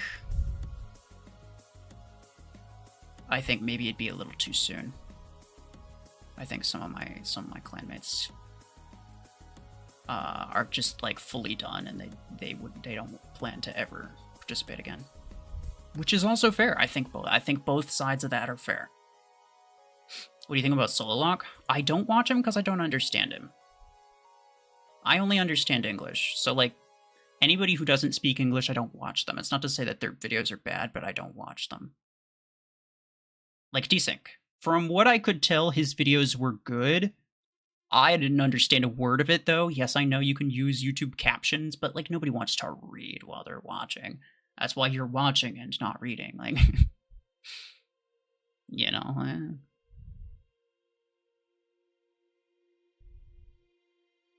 Force-feeding watchers content is not a recipe for success. Best do what you love. Yeah. Exactly. And that's why I still play this game. I like this game. For as much as like there's things that bother me about it, I still make videos on Mech Arena because I still like the game. If I ever at any point decided I don't like this game anymore, I'm taking a break. Which I've done several times. I've taken multiple breaks in the past like year or two. I've taken breaks. And then after the break, I decide, you know, did I just need a break or do I actually need to fully stop? Most of the time, I just need a bit of a break. Like, everything becomes annoying if you have too much of it, so. Drama's overrated. I mean, guess it depends. I watch a lot of drama YouTubers, I'm not gonna lie. We just want to see Flu come back. It's been a while. I mean, like I said, you can see both sides of it though, right? Like, so long as you understand, so long as you know like what all the details were in terms of like the drama and how it started and what exactly went on with that. As long as you know the details, I think you could probably understand where it's like some of my clanmates would be okay with just, yeah, like whatever, you know, let bygones be bygones, but then other ones of them might just be like, nah, I'm fully done. Like, I don't want to deal with it anymore. And I think both perspectives are fine. I think both are fair. I'm one of those people who's just like, yeah, whatever. Like, so long as like nobody brings it up, so long as there's no like shade being thrown, like I'm not gonna put myself in an excessively like toxic or stressful environment for a thing that I don't care that much about, right?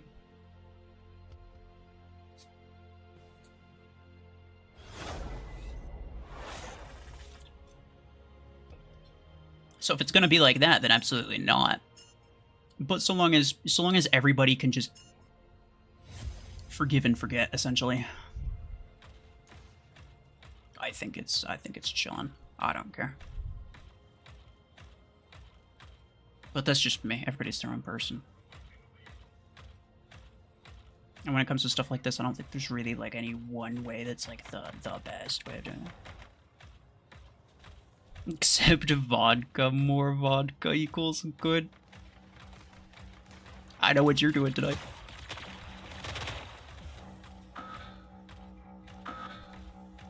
Which content creator inspired you? I don't know. I guess to a large extent it was just the different Warrobots creators. Mostly Adrian and Ager.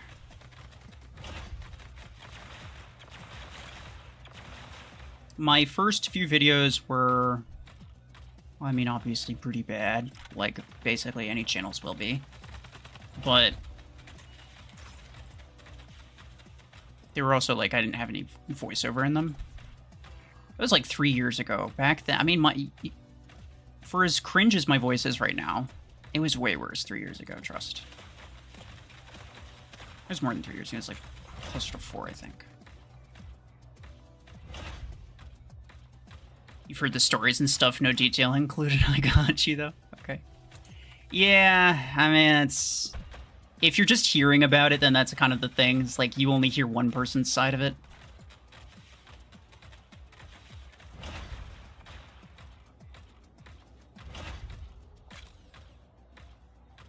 I think both sides had some valid misgivings with the other side. Like, I don't really blame either side for being upset at the other.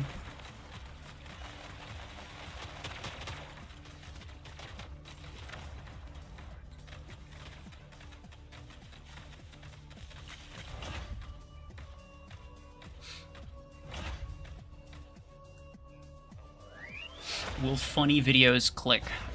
You're asking all the wrong questions. You're asking what other people like and then just deciding like, yeah, I'll just copy what other people like.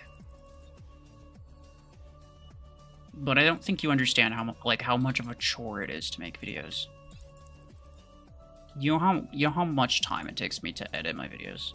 Or like any one of my videos takes, I guess depending on exactly how it goes. It's like between the recording and the editing, it takes anywhere between like 2 and sometimes like 10 hours.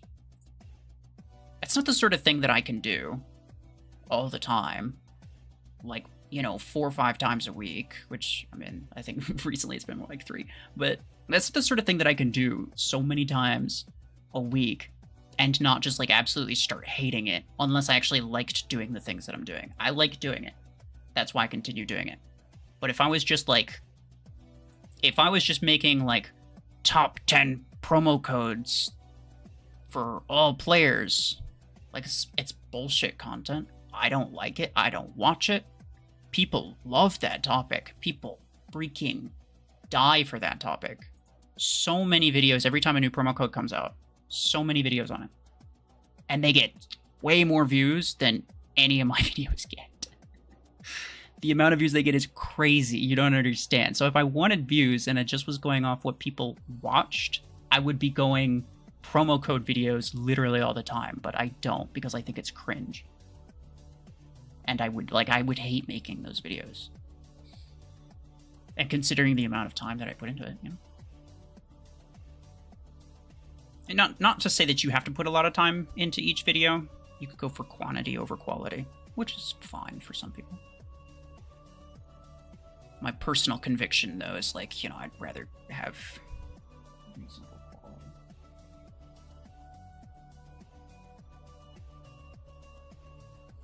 What do you think about the post from Mech about getting Minigun 10? Is it achievable like that? I think it will be. There's been lots of times where they gave us all the tokens over the course of like, well, this one's gonna last 10 days. I think there's only been like once or twice that they've ever made it so that where they didn't give you all the tokens. It's possible, but I don't think it will. Is Killshot good with MINIGUN 8? Yeah, should be decent.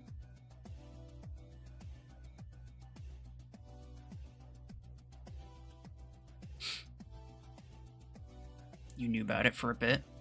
Yeah. Well, been in the community for a while, man. Which side of the community, you know? I don't know. Depending on where you're at, you definitely will hear different sides of the story.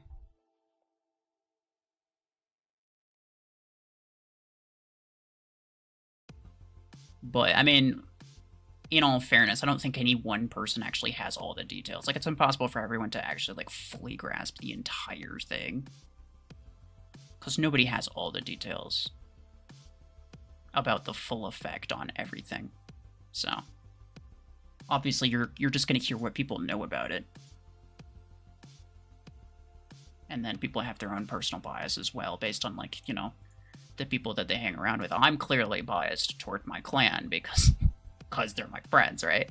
So, you know, if you ask me about it, if I were to tell you, which I wouldn't, at least not on stream, but if you were to ask me about it, I'd have a specific tendency toward a specific direction, so I don't think it's, yeah. Basically what I'm saying is, like, everybody's gonna tell you different stuff.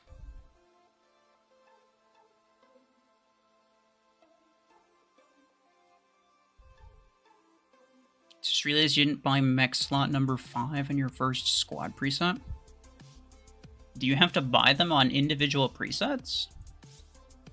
Wait, when you unlock the second preset, do you just get 5 slots?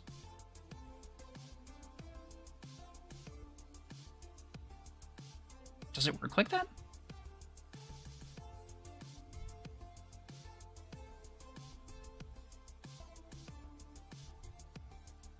Everyone always has a different side to how Adam and Eve got here. Yeah, that's true.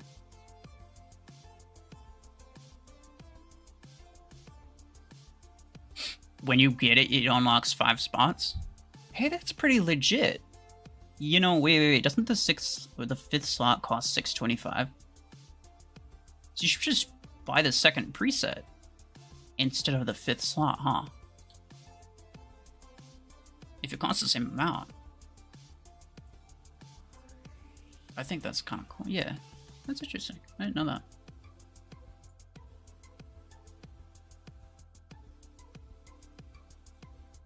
Who have I not really invited? I don't think I've invited you at all, but that's because you didn't join. Or, well, I did invite him, but he didn't join.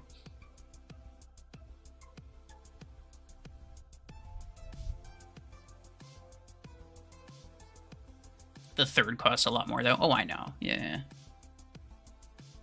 The third preset isn't, like, I mean, even a second preset's, like, it's not necessary, but it's just, like, sort of handy for certain things. And having that, like, sort of, just, like, a sort of handy thing to have, if you can get an entire different preset, as opposed to just one extra slot, like, I feel like you may as well, right? Like, you're not going to use the first preset because it only has 4 mechs. But you could, like, you know, kind of keep some random builds in there for things that you want to do later. Are you going to get Panther next on this account? For when I have the A coins, yeah, I think the next thing I'm getting is Panther.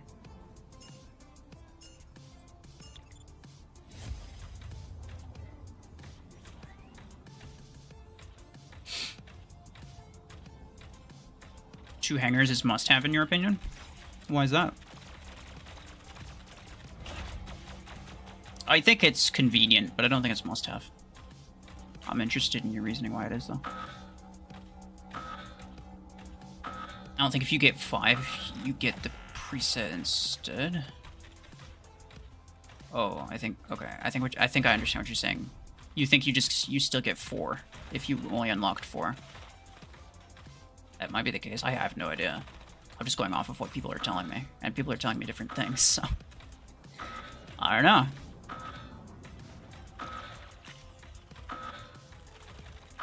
It kind of makes sense to give 5, though. I'm not gonna lie. It kind of makes sense to give 5. Because otherwise, like... What, do you have to unlock the 5th slot on both hangers? It costs you twice as much? Like, I don't think so.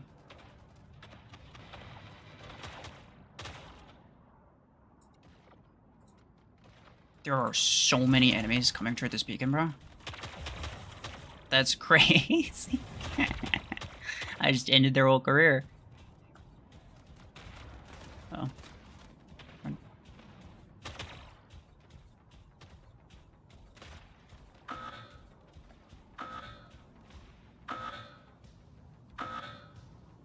You gonna put gravitons on Panther? If I get them before that, yeah. Well, no, I'd probably get Panther first. Because here's the thing, is like a single graviton beam is not good. Like it's pretty crap. It's pretty trash. So you really want 2 of them. But that means you have to rank it up. And I don't think ranking it up before getting the Panther makes a lot of sense, because then it'd just take me longer to get the Panther. It makes more sense to get the Panther first, and then just use other weapons on it. Like, in my case, I'd probably use Viper. And then replace, maybe the Redeemer. Yeah, I'd probably replace the Redeemer, huh?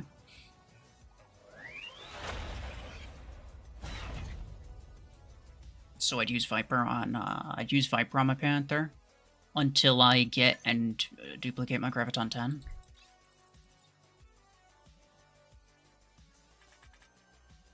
But if I get the Minigun 10, I might even just not bother with the Graviton for a while.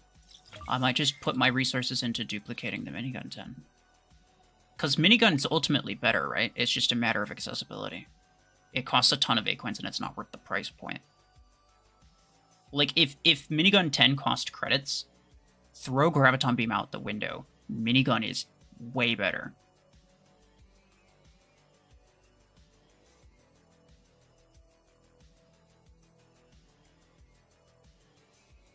Your voice is not cringe. I mean, it's... It's not as much anymore. No, I kind of agree with that. I'm okay with my voice now, but a few years ago, bro, nah, it wasn't happening. Also, like, yeah, significantly less comfortable on camera, so there's that too. You think you should upgrade the rank of Stormwrack 10? It's not a bad idea. It does cost a lot of credit. I mean, if it's between, you might be right. Because if it's between buying Graviton 10 and then duplicating it, or just duplicating the Stormwrack 10 that I already have so I don't have to buy it, maybe I do that. Maybe I do that. I wouldn't put Stormwrack 10 on Panther. I don't have a reload. I don't have the legendary reload implant, so that would be a really bad decision. And the reason that'd be a bad decision, I'll explain it. I don't think it needs to be explained, but I'll explain it. It's because your Panther barrier is up for 10 seconds, and it takes 11 seconds to reload. That means you would get one shot of Stormwrack out per ability usage, which is so bad. Your Panther barrier is up for 10 seconds. That's so much time to deal so much damage, but you're going to be wasting it on one shot of Stormwrack that you could put onto, like, anything. But I could probably put the Storm 10 and another 10 and 6 build on Redeemer. It makes Sundry happy. You really need less cost in legendary stuff, personal opinion? No, I agree with that. I agree with that.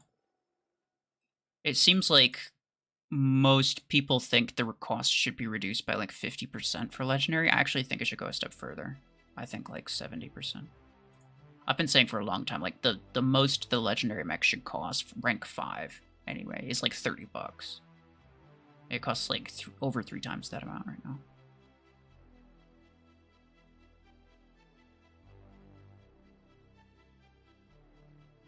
You could buy an Epic Reload? No.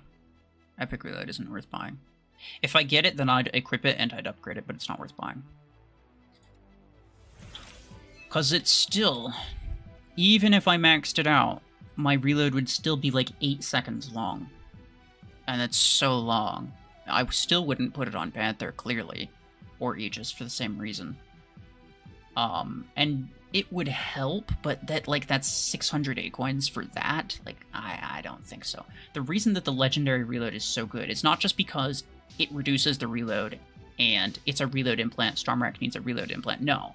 Stormwrack doesn't need a reload implant. Stormwrack needs specifically the legendary one because it reduces the reload time by 50%. It halves the reload time, which is a lot. With an epic reload implant, it's still a long reload. With a legendary one, it's not a long reload at all. It's actually short. It's shorter than, like, Viper reload, bro. Yeah, no, with a legendary reload, it's 5.5 seconds, which is shorter than Viper, which is crazy. I mean, obviously, you could put reload implant on Viper too, but you get what I'm saying, though, right? It's not just, like, any implant will do. It's, no. The legendary one specifically is the one that you need. That's what makes it so stupid. And the legendary is shield piercing for Orion. Again, I'd get it, or I'd upgrade it if I had it, but I don't think it's, like, worth buying. Because my Orion does fine. I don't need a shield piercing implant for it. Killshot good mech to invest in? Probably not. No. Out of all the epic mechs, the ones that, like, you absolutely shouldn't invest in terms of, like, upgrading and ranking them up, Zephyr, Cheetah, Sentinel, Killshot. So your only long-term options are Redeemer, Aegis, Orion, and Panther. Redeemer only for people who, like, really, really like having scouts. Aegis, Orion, and Panther are your main 3. And of those 3, mostly Orion and Panther are the ones that get used the most late game. Because Killshot, like, what is it good for? You'll just immediately replace it with, like, Surgery Clips. Or Nomad. It's just a budget Nomad. Like, you're explicitly using it with the intention of replacing it at some point, right? Whereas, like, Orion and Panther do serve very specific, unique roles that you can't just use a different mech to get better results with. Like, overall, they're not as good as legendary mechs, especially some of them, but, you know, they do have unique roles, is what I'm saying.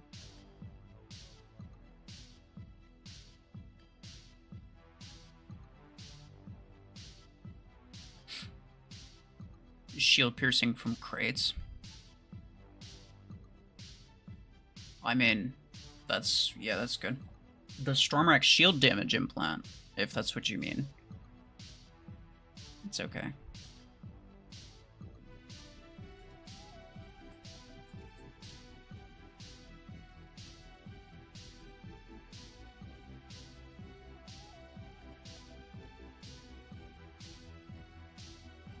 Your half-yearly exam starts this Monday, and your first exam is math. I saw that, like, the first time you said it, but, like, what do you want me to say to that? I don't know. Like, good luck, I guess? I don't really know what to say to that.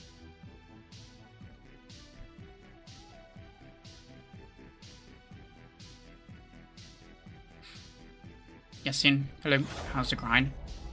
It's going okay. We've gotten a lot of player... Well, this is 5v2. We've gotten a lot of full 5v5s, though.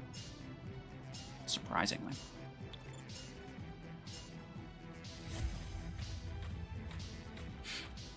You're here watching instead of studying?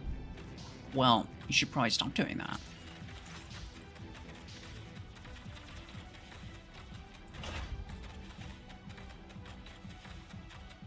Were you studying while I took a break, at least?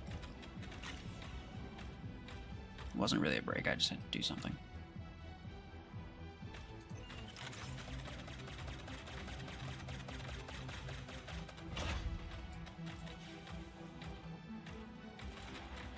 Does someone... Oh. Dread shot bot. Does someone else have an Aegis? Can help me get to center? Nah, it's fine. I don't need it.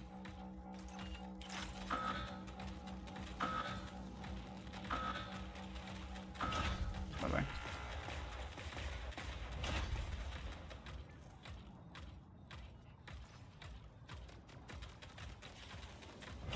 I'm surprised I got him with that, actually.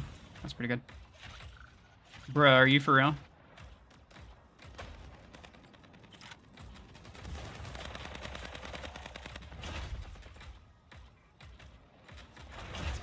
Okay, yeah, nah, I shouldn't have done that, but I knew my dome was coming down pretty soon. That is ridiculous.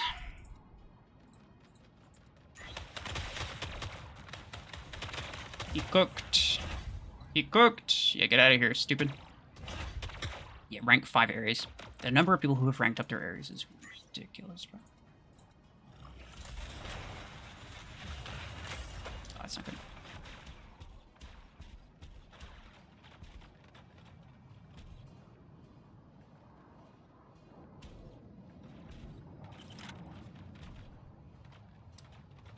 Swarmhammer, I have no idea what you're saying.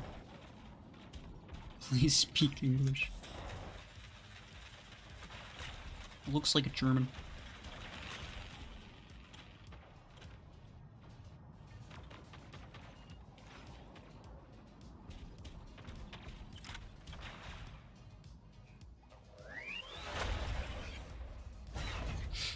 Short's a good way to get subscribers. Again, you're asking the wrong questions. But it's not that bad of a question. It's a sort of valid question. People who watch shorts don't usually watch your longer videos. So if you make shorts, usually, like, most people who watch your shorts are only going to watch your shorts. So even if you got a bunch of subscribers from those people who watch your shorts, which you could, you'll mostly have people who are just subscribed for your shorts, and you're gonna have like 0 views on your normal stuff. Platinum LTA is actually a really good example of this. He mostly uploads shorts. Most people are subscribed for his shorts. His regular long form videos get next to no views. Like less than 1,000 in most cases, I think. And yet he has similar subscribers to me. He had more than me a couple months ago.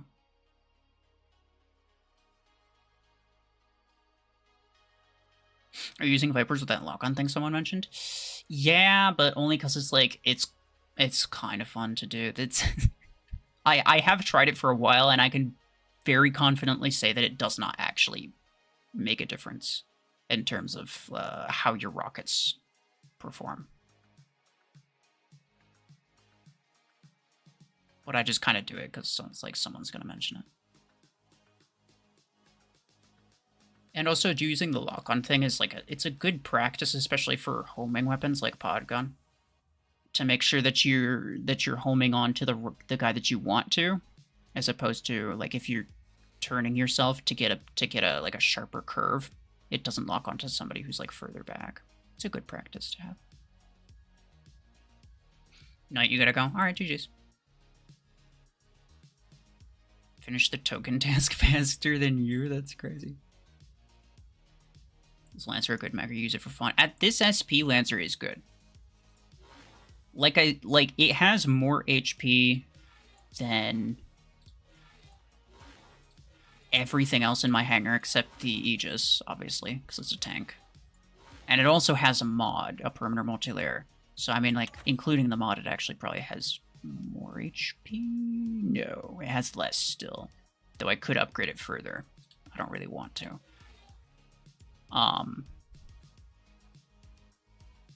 But it's very strong. It's very strong in terms of just like raw stats, but then it can also like get up on top of places.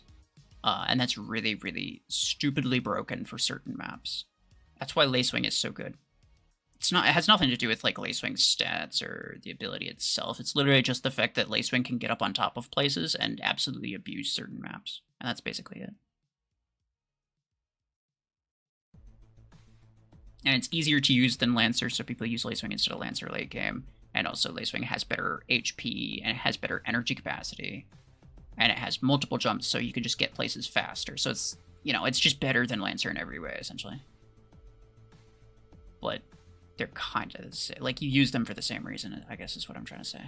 Oh yeah, 11,000 credits. It's a good spot right there. Running craziness, welcome back. To get the minigun 10. I mean, you know, I'm not going to get it for another 10 days. It actually have a lot of tokens. Huh? If I finish that one. Daily objectives, open 7 crates, spawn at least 1 mech. I could finish this one. 25 battles. 12 more battles. Am I thinking of dueling minigun 10? Absolutely, yeah. I mean, minigun's like my all-time favorite weapon, so I am stoked that I'm potentially gonna get this for free on this account. It's like absolutely crazy. I love that. Let's try. I just need to spawn a mech with a pilot in 25 battles, so I actually don't need the Aegis anymore. I finished this one and I wasn't even paying attention. That's why somebody said that I finished the thing. I didn't really know what they were talking about at first, but now I do. But I'm not going to be able to like fully finish this for a while, so like I could just end the stream here and not bother. But we'll go a couple more. We'll go a couple more. But then I'll open the rest of these. So at least 10. I'll be able to open at least 10, possibly 12 before I end the stream.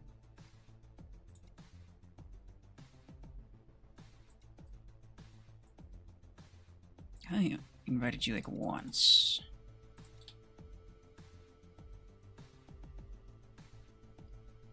It's gonna go wild on this SP, bro, I know. The unfortunate thing for me is that, like, I'm only really gonna be able to use it on Panther and Guardian if I rank it up. Like, those are the only 2 situations where I'd actually be able to use the 10, because I don't want to rank up my... A single minigun's not going to be very good, first off, and I don't want to rank up my, like, Aegis or something, which would be really good for minigun 10, but I don't want to rank my Aegis up to rank 6, because that goes kind of against the whole point of the account, which is to have things at a reasonable level and squad power to kind of compare with what most people have.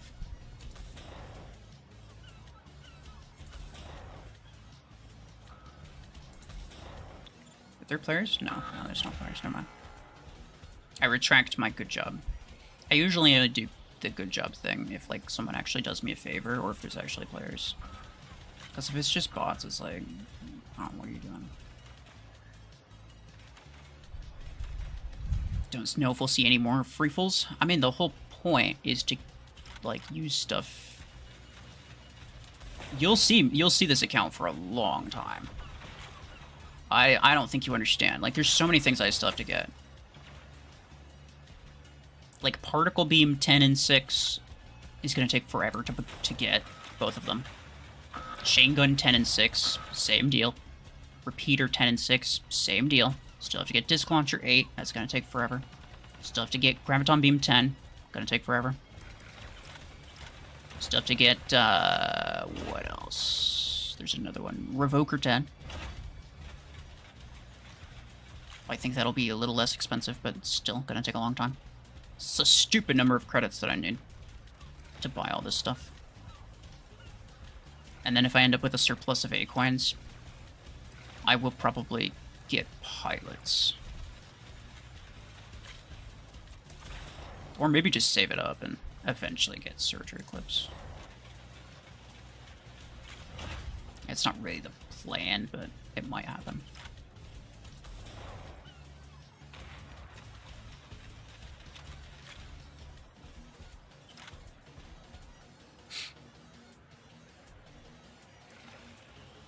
Will be a fun series for sure. Oh yeah, it's not ending anytime soon, don't worry. It's not gonna end. Oh, I got somebody killed from the parasite. My bad.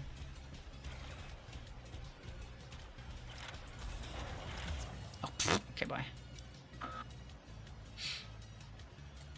New things will be available every month. Well, maybe not every month, but roughly every month. Yeah. And that's a good point too. Like, every single month I'd have to get another, like, 700,000 credits at least.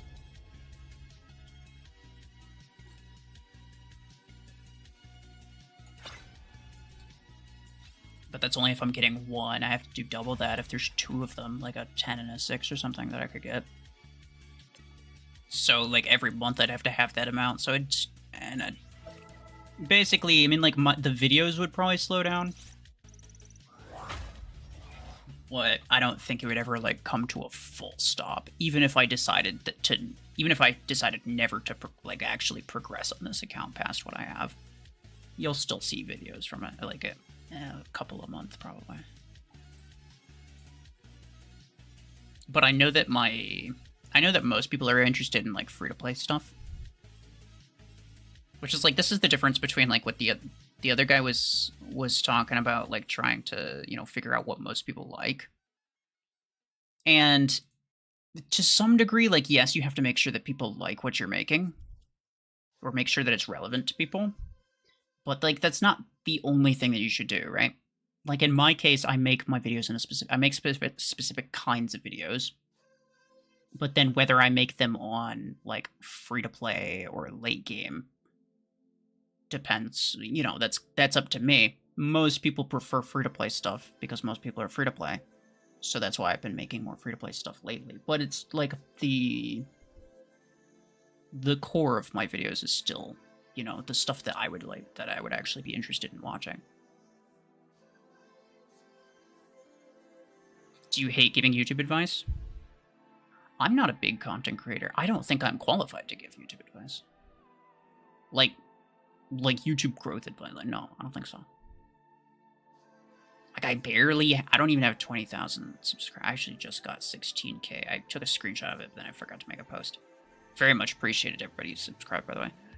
But, like, relatively, I'm a very small channel. You know? I don't think I'm the person you should be asking. I think if you want YouTube advice specifically, you should go to, you know, YouTube channels that actually, like, they say specialize in giving advice. Because for me, I can only tell you what's worked out for me. And what worked out for me is based on the kinds of videos that I make, right? Because, like, I couldn't make certain kinds of videos and actually have them do well. Even if I liked making them. Like my challenge videos. I liked making those challenge videos, but most people don't watch them. So that's the sort of thing where it's like, you know, yes, I liked doing it, but most people didn't really watch it. So at that point, it's more beneficial for me to make stuff that... It's not that I don't enjoy other stuff. It's just that, like, I enjoyed the challenge stuff a lot. But yeah, so I just kind of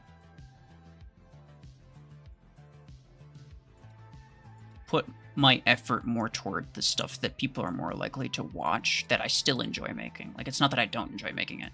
I still enjoy making it. There's always going to be some kind of, like... There's always, like, some amount of give and take, right? To some degree, people who are making videos, they have to think about, like, what people want to see rather than what they want to make, necessarily. But you should still make it in a way that you personally would... people want to see it for a reason, right? People want to see it for a reason. And if you were in their position, you probably would want to see it too. And that's part of the reason that I make it. But you also, you should enjoy the creating process just in general. If you hate editing videos, then you probably shouldn't. I mean, you could always hire an editor, I guess, but most people can't afford to do that, especially when they're first starting out.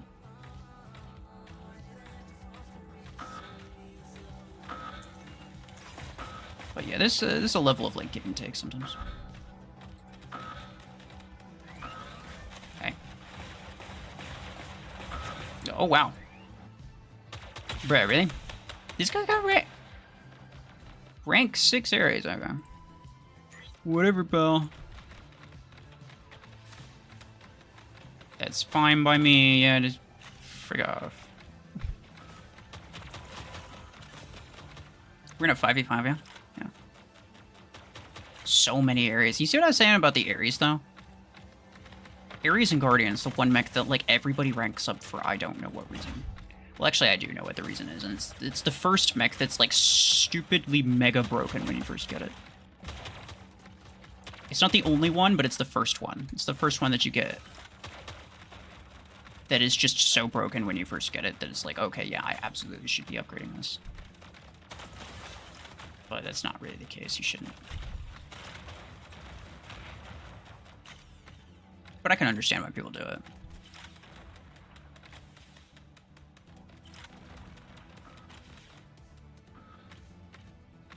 Well, hello there, landscaper. You can join the landscape.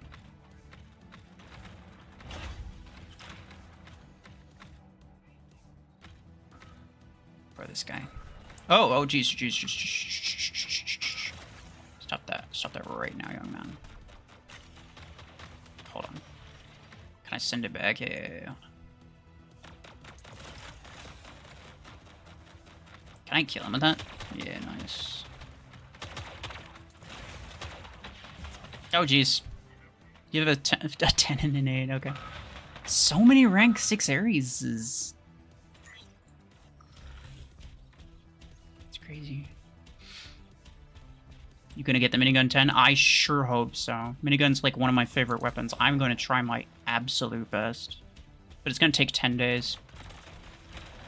I don't know if you read the little info thing that they put in the game. Well, it's like July 4th through the 14th is when you'll be getting the events to get tokens. So I just need to stay on top of it for 10 days. Which could be pretty tough. It's like... Yeah, I fired both. Mostly because I figured he was going to crash me and that it wouldn't matter. May have crashed before I even shot them, but I was already kind of mentally committed to firing both.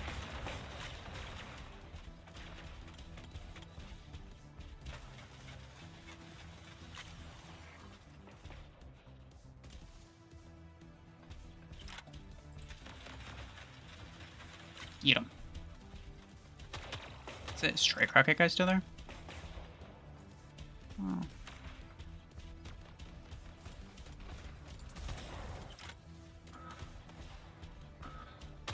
Oh, jeez, you got a Dreadnought, yeah.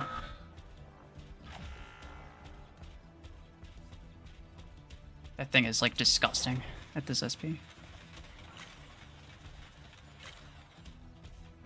Especially if you have it base rank, like rank 5. One-shots most things.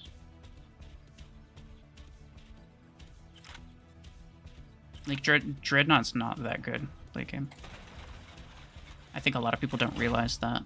I mean, it's the same situation as, like, Ares, right? Like, you get it, it's mega broken. And you just assume that it continues to be mega broken, because, like, why wouldn't it be? But that's not really how it works.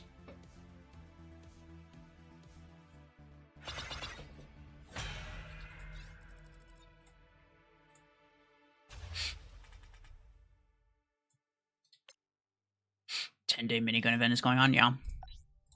I really, really hope that they give all the tokens for it. It sounds like they are. It sounds like they are, but I don't think there's really any guarantee. I guess I could ask.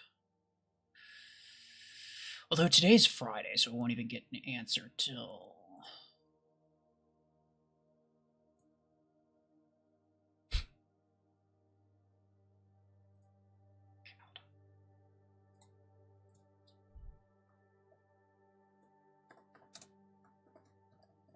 Before I forget, I'll ask. I'll ask if we're getting all of the tokens or just most of them. My contact should know.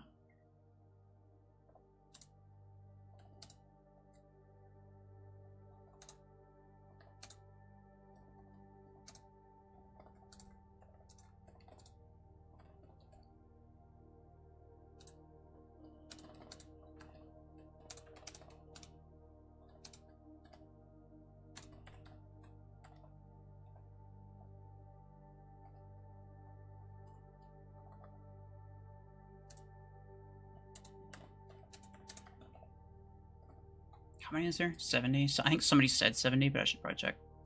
10, 20, 30, 40, 50, 60, 70, yeah.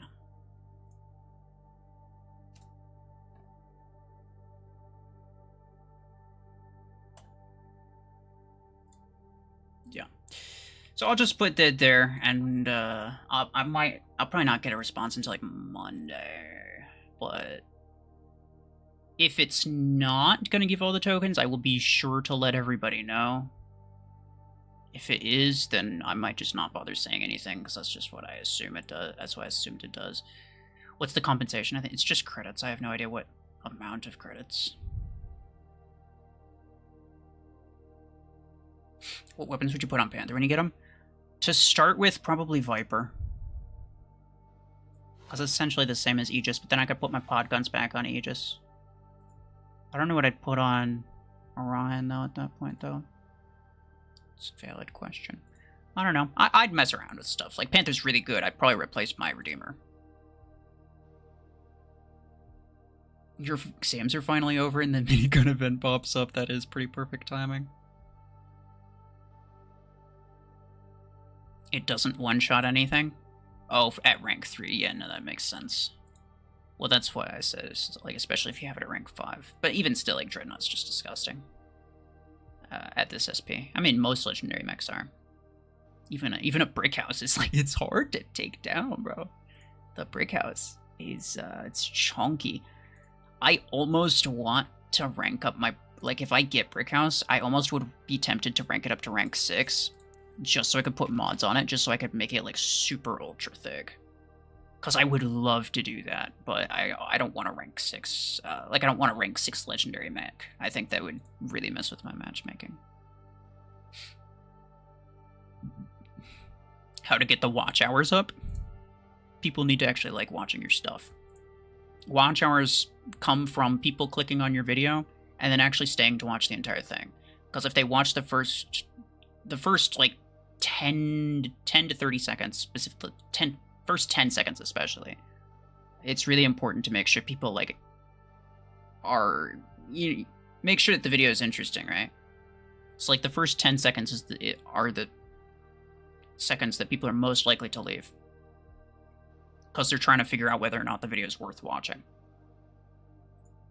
And so essentially, if you have really, really bad watch hours, it's because people, they might click on your video, but then they immediately click off because they're like, this is kind of crap, I don't want to watch that. And depending on what kind of audience you're catering to, you know, it is your job to make sure that people are interested in watching the things that you make. We are getting 70 tokens. How many we need to clear the hole? 70. Oh, we are getting... Okay. 1 free token and 69 through events. Okay. Very nice. That's a nice number for through events.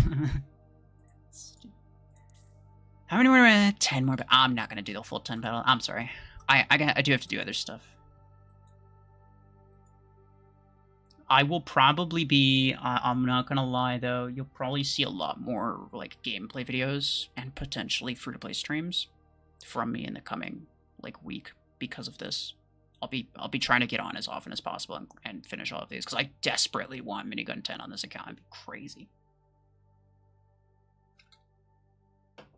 Okay, desperately is maybe like a strong word. I actually could care less. Like I don't care that much.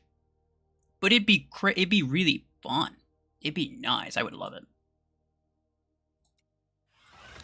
But I'm not one of those. I'm not like that emotionally invested. Make it thick? Yeah, I know. That's what I'm thinking. But it's like, it would take a... It wouldn't... It doesn't make a lot of sense to do it. And maybe I do decide to progress on this account. Strictly so I can... strictly as an excuse to just, like, mega upgrade my brick house. Could do that. It's tempting. Yeah, I'm thinking about it. I'm just saying, like, it's an option.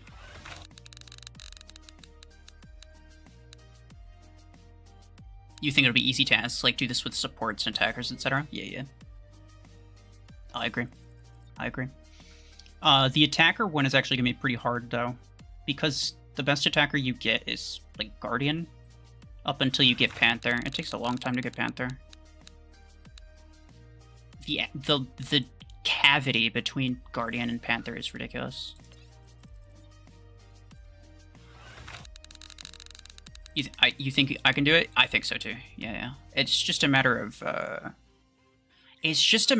like staying on top of it. Cause I was staying on top of the one Vox, the Vox pilot one that happened kind of recently. But then I just missed a couple events. I think I missed one event, which had like 5 tokens in it. Like literally that was all it took. I missed one event. Because I don't log in every day. I don't. That's just a sad reality of it. I have other stuff to do. You just finished the Battlethon event? Very cool. 30 kills could be 6 matches. Pretty easily, too, yeah. 30 kills is not bad. It's not difficult. But it kind of depends. Because I think there was some pretty difficult ones. There were some pretty tough ones. I don't remember what it was. But I want to say during the Vox one, there was one that I had to do where it was like, oh my goodness, I have no idea how I'm actually gonna manage to do that. I don't remember what it was. I think it might have been attackers. Well, that's all she wrote. I got crap. Those aren't grayed out, but I did have that. Wait, why? Do I have these too?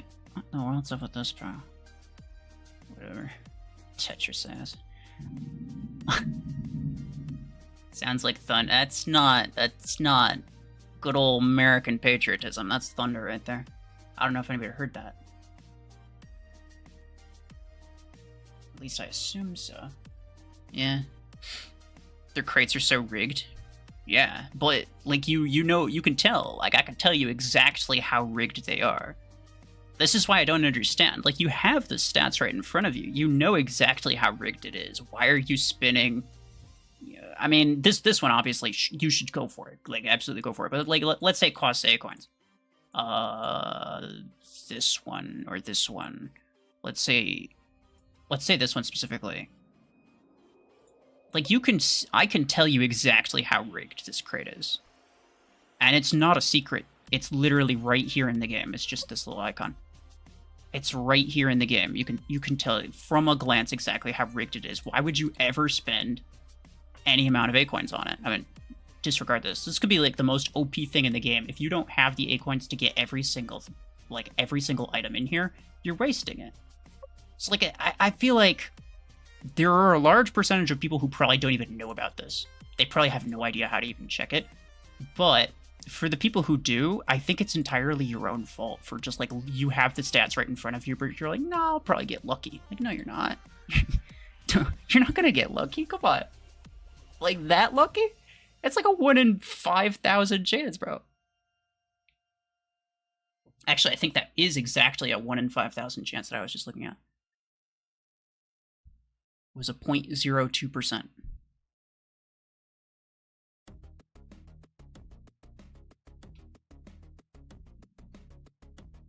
I mean, I agree with the... At one point, I did suggest, like... Because I think it's scummy to rig them, too. If that's essentially what you're getting at, I fully agree with you. Just so we're clear. I fully agree that it's scummy to rig them, because like I just said, I think a lot of people don't know that they're rigged. And they just assume like, oh, well, there's, 10 things in here. Or, which one was it? There was one with 10, I thought. Whatever. There's 20 things in here, so obviously, I have a 5% chance of getting this. No, you don't. You don't. I think a lot of people just assume that it's flat rates. And I think that it's disingenuous to skew the drop rates. It didn't used to always be like that. It used to always have flat rates, which really bothers me that they changed it. And, myself personally, I've personally recommended, I'd be like, if you want to give a 1% chance for an item, then just put 100 things in the crate. I don't care. You can make whatever, you could do the odds however you want, but make it proportional, just put 100 other crappy items in here, as opposed to putting like 19 items in here and then just secretly, absolutely mega screwing over your drop rates. I don't think that's really fair, especially since, once again, I don't think most people know how to check the drop rates, and I don't think most people know that skewed drop rates even exist. You just gotta know the thing you want is the last thing you get. Exactly. Well, I mean, that comes with anything. I mean, I'll be totally real with you for a second. Back when they had perfectly even drop rates always, I would still give, I give my 2 cents about certain crate rushes for A coins or whatever. I would always recommend people, if you're not comfortable spending every single, if you're not comfortable spending the A coins for every single token or for every single spin, don't do it. Because there's a very real chance that you'll have to, right? There's a very real chance that you'll be forced to do it.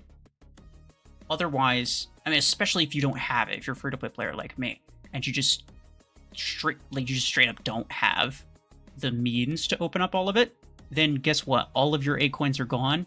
So you just wasted all of it, and you got nothing in return. Even if it was flat rates, I would still say the same thing, because you shouldn't gamble with a thing like that, because it's a lot of resources down the drain. So, yes, I mean, absolutely, in this case, it's just an actual, just straight up statistical fact. But even before that, I would say the same thing. To be fair, I would still say that, you shouldn't do it unless you're comfortable spending all of it. Is it worth for the tokens to get exchanged for resources? No. Not in this case. In this case, you'll just get credits. You can check up here. It just says they'll be exchanged for credits. It doesn't say how much, but if it was A coins, it'd say credits and A coins, or it'd just say A coins. But in this case, it's just credits, and you know that it'll just be credits. You don't know how many, but I could guess. I think it's going to be anywhere between 1,000 per token and 5,000 per token. I think it's going to be closer to 1,000, maybe 2.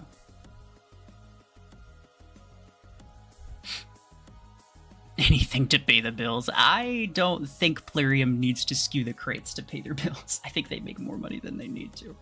But, I mean, that's just what it seems like.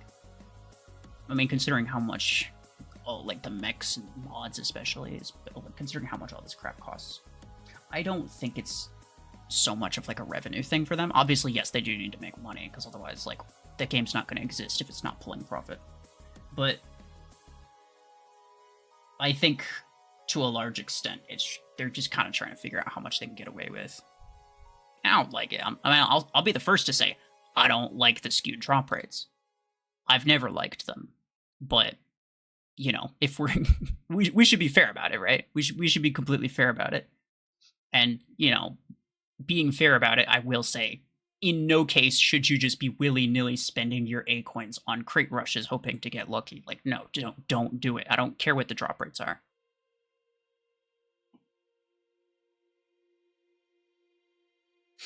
I remember spinning the flat rate Arc Torrent 12 crate rush back then. There were 3 items left, including the weapon, and I didn't have enough. Exactly. It was like, that sort of thing could happen. You have no way of knowing. So, like, unless you're, again, especially as a free-to-play player, where you can't just go out and buy more A-coins. If you're a free-to-play player, you either don't want to or you don't have the money, you don't have the means. You can't just, like, okay, well, I guess I'll just buy, like, a couple thousand more A-coins. You can't do that. So there's a very real possibility that not only do you waste every single one of your A-coins, but you get nothing of value in return.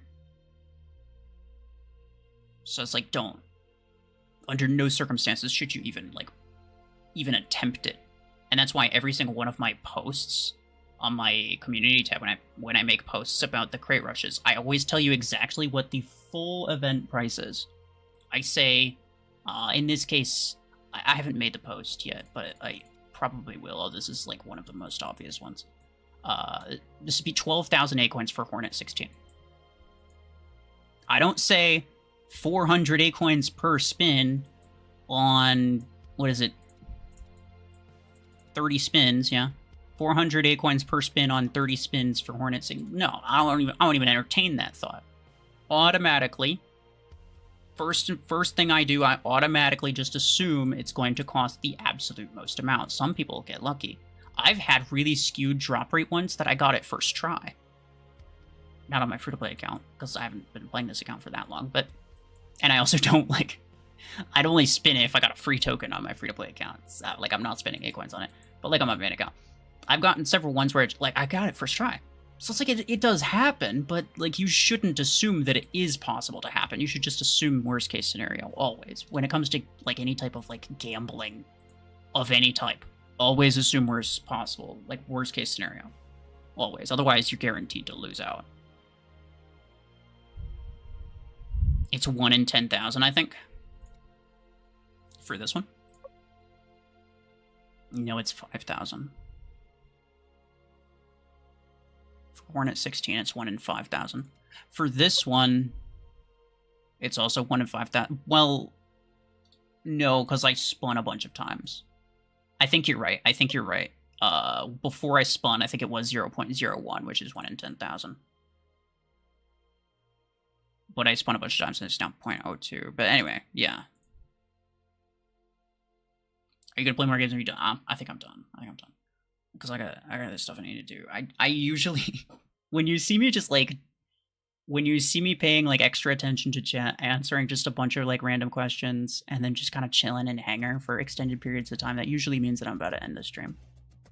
I kind of like doing it though. I don't know if you guys like it, but I kind of like it.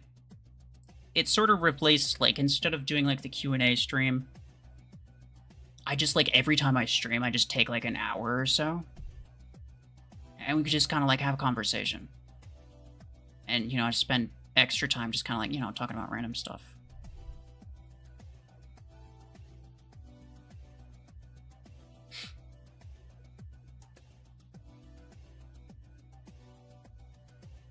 Real gambler never quits before their big win. That's crazy.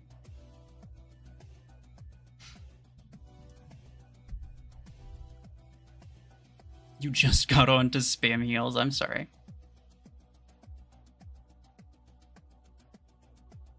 Like lasagna and pasta. I mean, speaking of this, probably what I'm gonna be making for dinner.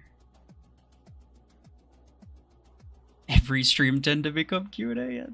Yeah, no, it always evolves into that. Like if I'm paying attention to chat for too long, then it does just evolve into like random Q&A, which like I don't mind. But that's also the reason that I don't, like, I've been watching chat. I've been watching the chat a little bit less, and I've been a little bit more picky about what I respond to while I'm streaming. Like if my goal is to like play matches, I'm a little bit more picky about what I respond to.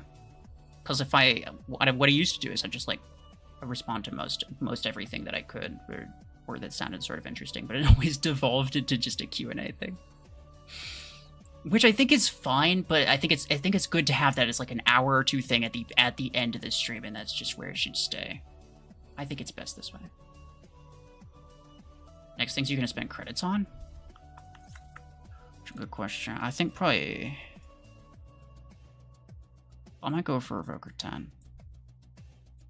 I don't remember if I mentioned it in my Viper video.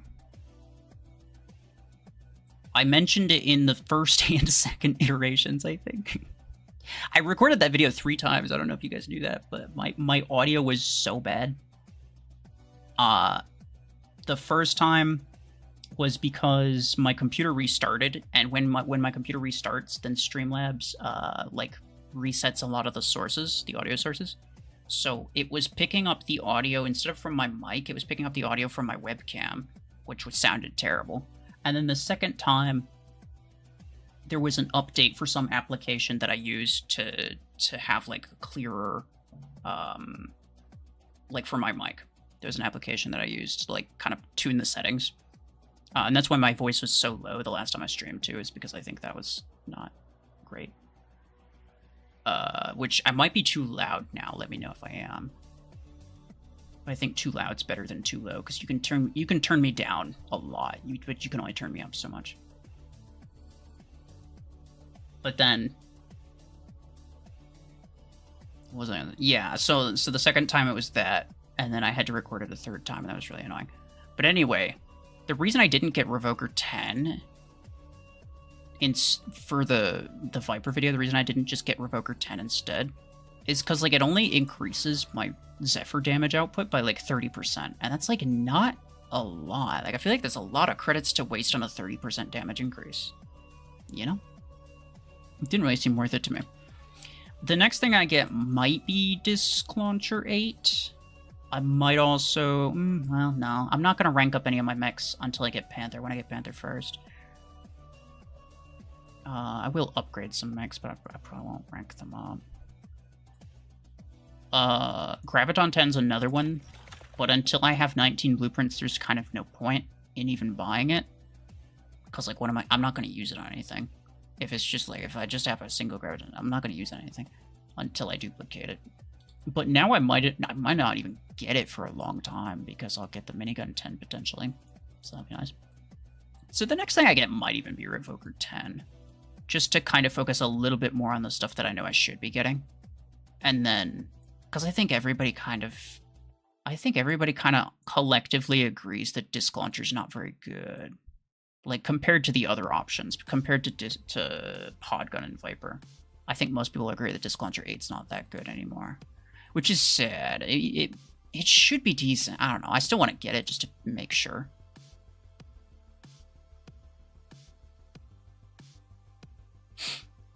Yeah, no, it's 19 to get it to rank 5, or to rank 6. And then it's 75 to get to max. I wanted to tell you Viper was OP. I don't think it's OP. I mean, okay, Viper's not bad. If you're using it on Aegis, I don't think I've ever complained about people using Viper on Aegis. I don't ever think I said anything negative about that. But if you're using Viper on just, like, ridiculous stuff like Redeemer, like, it doesn't make any sense. But even still, I mean, Podgun's still better. Like, if you're gonna go for one, don't go for Viper, go for Podgun first. Like, come on. I still stand by that 100%. Revoker 8. Don't get Revoker 8. That costs a lot of A-coins.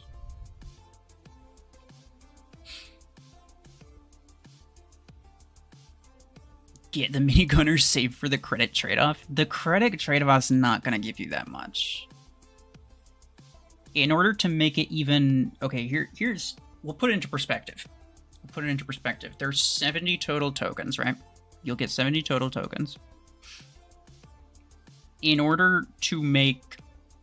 Well, the most likely outcome is that they give you somewhere between 1,000 credits per token and 5,000 credits per token.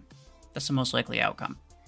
In order to make it even sort of worth saving, it would need to give you at least 10,000 credits per token. That way you get 700,000 credits, which is enough to get a different legendary weapon. But even then, saving credits is a lot easier than saving A-coins to get the Minigun 10. So, like, why would you not just get the Minigun 10? The reason that I don't suggest people get the Minigun 10 is not because it's not good. And I mean, like, in the Free Play Gear Hub guide or whatever, right? Like, if someone's like, should I get, you know, should I buy Revoker 10, or not Revoker, should I buy Minigun 10 for A-coins? No. The reason it's not because it's not good. The reason is because it costs so much. And it's not worth the cost. If you can get it if you can still get it while avoiding the really high cost, absolutely, yeah. Absolutely, yeah. Minigun is a meta weapon. It just costs an arm and a leg. And there's other stuff that's cheaper and kind of better, to be honest. Like, Revoker and Stormwreck are both better, and, you know, the 10 and 6 and 16 for Stormwreck anyway are all cheaper. Like, they're more accessible and they're still better. So, like, you know, obviously you should just go for those instead and then focus your A-coins on the mechs. Because most of the mechs cost A-coins. So that's the reason that I don't suggest buying Minigun 10 or any of the miniguns just for A-coins. But it is a very, very strong weapon. What about the A-coins? The A-coins that you get in the event, it's only 500. You're not going to get A-coins from compensation. I don't know why you'd think that you were. Like, you can check. It's just credits. If you get Minigun, you'll need to get Case. I mean, not necessarily. You could get Minigun just for the tier stars. Even if you don't use it, it's still better to get it. Because, like I said, like, best case scenario, it barely gives you enough for for a different legendary weapon. But I don't think it even will. Like, I legit don't even think it will. I think it'll give you a lot less. Like, 350,000 credits at most. Which is, like, enough for an epic thing, and that's, like, it. It's not that much. You're better off just getting the minigun, I think.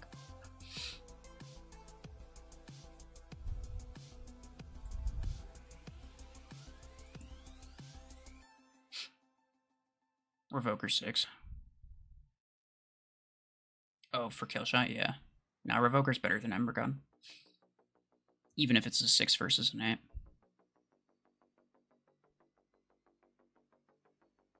Best case scenario. I see what you did there. Are epic pilots worth the A-coins? I guess it depends. Like, technically the better way to do it is to skip the epic and go for the legendary, because you're going to want to get the legendary eventually anyway, but I don't know, because that costs a lot, and obviously you shouldn't buy a legendary pilot before you get surgery clips, because then you're setting yourself back. You're setting yourself back by a lot, and it just makes it take that much longer for you to get surgery clips. And those mechs are way better than a pilot. So to that degree, you know, you could get epic pilots, and they do really well still. I mean, honestly, I could use epic pilots even on my main account. With maxed mechs, like, I could use epic pilots and still do fine. So, like, epic pilots are, I feel like they're good, they're better than people give them credit for, but at the same time, it's like, they're, by very nature, their goal is to be replaced eventually at some point. So, like, technically, it's not the most cost-effective way of doing it. So then you have to basically juggle between convenience and long-term effectiveness. And I think for everybody, it's a little bit different in terms of which one they want, you know? Maybe they get one epic pilot and then they wait and save for a legendary. Maybe they get 2 epic pilots and they wait to save for a legendary. Maybe they get no epic pilots. Maybe they only get epic pilots. I think it's different for everybody. And it's mostly based on how they, like, specifically how they want to progress. Happy 4th of July, and thank you. To you too. been a while since the Legendary Pilot Crate Rush. Yeah. Dawnboy, hello. Hemlock or Stormrack 16 first. I guess it depends on whether you need a mech. Like, it depends on if your mechs are not very good, or if you have, like, one mech that's really falling behind, or if you think that it's your weapons that are the problem, and that your weapons are falling behind. You know? I think it's different for people. I think it's different. Because a lot of things do just depend on what your hanger currently looks like and what you like to use and what you already have upgraded.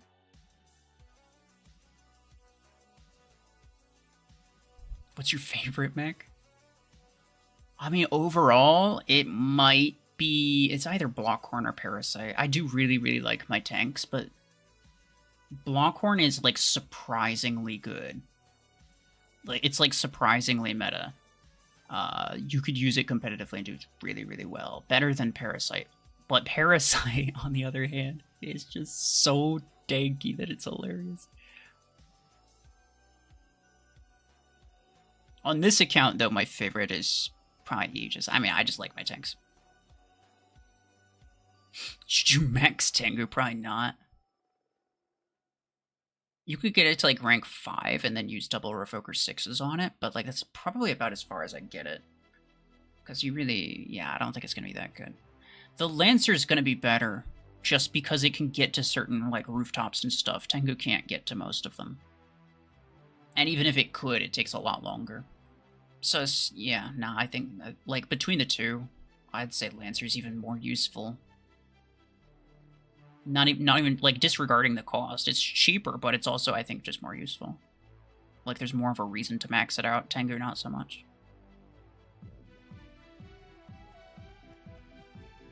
To be fair, some people just need barrage pilots and don't want to spend on Aegis.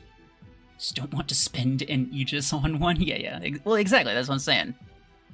That's what I'm saying. It's like, do you want it to be cheaper now and more expensive later? Or do you want it to be more expensive now, and over the course of the however many years you're playing the game, you ultimately spend less A-coins because you're skipping the epic ones? You know? It is overall cheaper to skip the epic ones, but it's at the cost of being super, super inconvenient. So, and that's why I think it's a different balance for everybody. I don't think there's one specific way that's the best way to go about it. The only thing I will say is that, especially like SP range like mine, I think it's perfectly okay to buy rare pilots and rank them up. To like rank 5 at most. Do not get them to rank 6. Absolutely not. Even rank 4 is probably like... I ranked these up... I mostly ranked these 2 pilots up because of the task that wanted me to rank up 2 pilots. I'm not even gonna lie. But otherwise, like, rare pilots, I wouldn't rank them up any past, like, 4.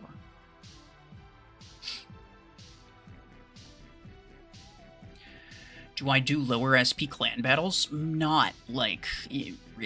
not really. But we're gonna be joining the ongoing tournament thing. The quarterly clash. There was an issue on their end, so like I registered my team and then for whatever reason it just didn't show up, or they didn't count it. They didn't put us into the battles for that week, so we don't get to battle this week. So what they're gonna do is they're just gonna give us an automatic win because they screwed up. So they're giving us an automatic win and they'll put us into the battles next week. Which is the opposite of what happened for my main account, which was we registered late, we didn't register in time, and then they opened up late registration, and so we registered late, and we're getting an auto loss for my main account, and then we'll be added to the battles next week. You don't have the blueprints yet to max Tengu? I mean, I wouldn't max it anyway. It'll probably mess with your matchmaking. Like, a maxed Lancer, I feel like messed with my matchmaking slightly. A maxed mech that's 2 tiers higher, I think would not do you very many favors, unless you're like 5,000-6,000 SP. What are you going to use the minigun 10s on? I mean, mostly just like Panther and Guardian.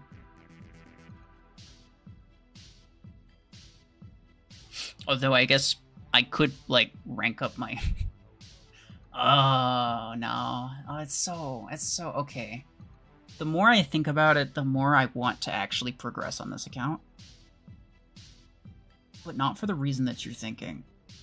The more I think about it, the more I think, like, okay, I could get Brick House.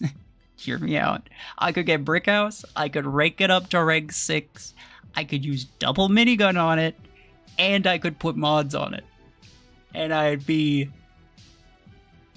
cooking. I'd be cooking. But the thing is, like, I don't want to progress. And I've already explained the reason I don't want to progress. The reason I don't want to progress is because it's like... It kind of defeats the purpose of having this account. The whole purpose of having this account was to give people advice for, like, what do you do at lower SPs? Like, how do you deal with these lower tiers, right? Because these lower tiers are tough. Once you get Surge and Eclipse, it's a lot easier. Because then you're the problem. You're not the one being cooked. You're not the one being slapped around. You're not the one that's being cooked. You're the one that's cooking once you have these 2 mechs, or at least one of them. For the most part, like, it becomes significantly easier, and there's not a whole lot to say. And also, it's like, okay, you know, as a free-to-play player, you know, what are my top tips for dealing with whatever? And my top tip is, like, if it has anything to do with Surge or Eclipse, then that's bullshit advice. It's completely stupid. But that's what I'd have, you know? If I had those mechs, then it's like, okay, well, here's how I do with it. But, let's be real. The majority of people are looking for advice about what to do when they don't have those mechs, right? Because if they do, like, those 2 mechs counter everything. I'll just get that out there. Like, those 2 mechs counter everything, essentially. There's, like, maybe 1 or 2 things that they don't. So there's no point in, like, you know, if I have them, then there's no point in, like, making any type of educational videos, free-to-play related videos. I'd just be, you know, playing for the sake of playing and progressing for the sake of progressing, and it would have nothing to do with, like, anything that's actually useful to people. But there might come a point where I kind of just have everything that I need, and I decide to do it anyway. I won't lie, there might just become a point where that happens. Tank mechs for the win. My favorite hanger setup in terms of mechs is Vortex, Bloghorn, Aegis, Parasite, and Deathwalker. That's crazy, bro. No fast mechs is like an auto loss in any CPC situation. Skip Surge and go for Redox. I don't think you understand. People will crucify me if I do that. The number of people who would be so upset that I would spend Acoins on anything except for Surge or Eclipse would be kind of hilarious and potentially worth it, but I would get so much hate for that, dude. That's the reason I'm staying under 4K SP for so long. Because you're making videos? Or just because you want to put yourself in a situation where, you know, you have to learn natural counters rather than just using a certain mech and a certain weapon to basically just, like, cheat your way into countering everything. Because I'm not going to lie, like, I have the meta stuff on my main account, but I don't use it almost ever. And the reason that I don't use it almost ever is because I don't want to get used to, like, I'd rather learn the game. I'd rather learn how the game works and how to counter things based on game mechanics, rather than how to counter things based on which of the 5 meta mechs do I spawn, right? Because I feel like using stuff that's not meta, I learn how to counter things from more from like a game mechanic standpoint, and less from just, like, learning how to use the meta mechs. But not everyone cares. I'm not going to say that, like, I'm a better player because of it. No, competitively, I'm actually worse. I'm worse at using the meta stuff because I don't use it very much.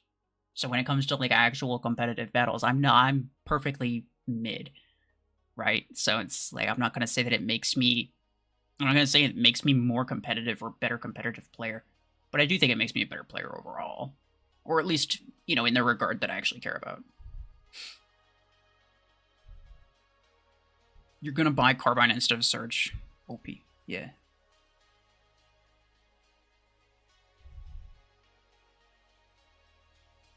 coolest mechs in tier 7. Chungus, Eclipse, Scorpius. Okay. I used to like Eclipse, but it's so bullshit, dude. And I'm not even gonna... It doesn't even have anything to do with the fact that it's hyper meta. Because when I'm playing competitively, I actually kind of like using Eclipse. The main reason that I think Eclipse is stupid is the amount that Plarium, Mech Arena, just the game itself, shoves that mech down your damn throat. They make it nearly impossible to play the game without using that mech because it is the only counter, or it easily counters basically every weapon, basically every mech, and then they give you all these bullshit bots that like have the most stupid... They're using the most stupid mechs and weapons. They're super, super annoying. And basically the only way to play the game is just by spamming Eclipse. I'll just use Eclipse. Like, it's the only way to play the game, and I freaking hate it, dude. I actually, like, desperately hate it. I think it's so cringe. The amount that they just refuse to make Eclipse bad at anything. If you had to use Minigun 10 on Aegis, what would you combo with it? Well, I would combo it with Minigun 10. I don't think I'd use a Minigun 10. Well, no, okay.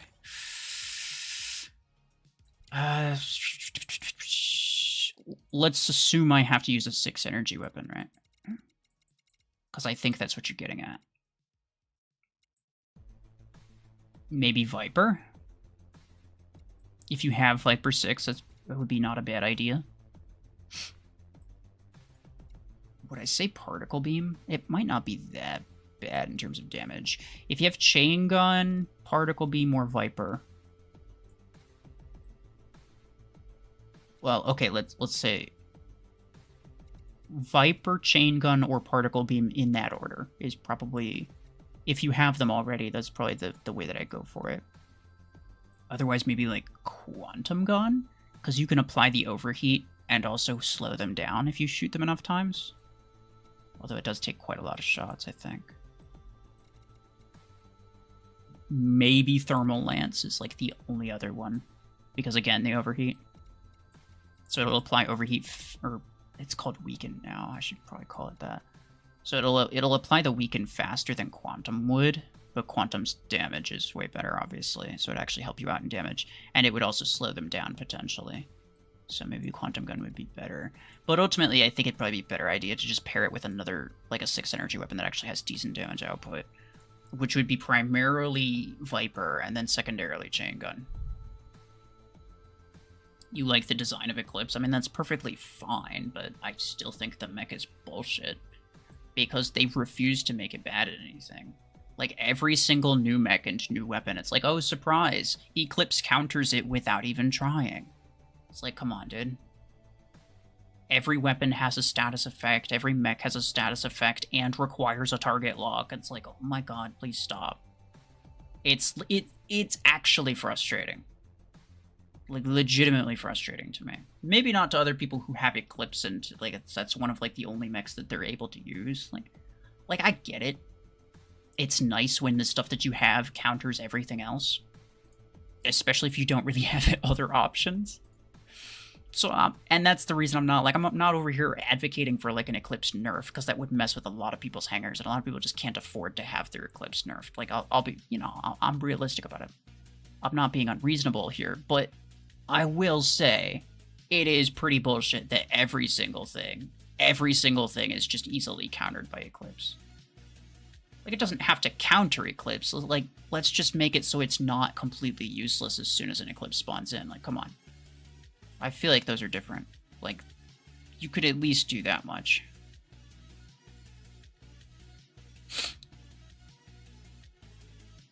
Vipers are good, even RuFFles said so now.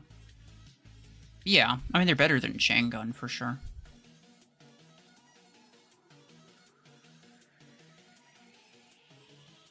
They should buff Disc Launcher, Savant, Carbine, EM Rifle, and Repeater.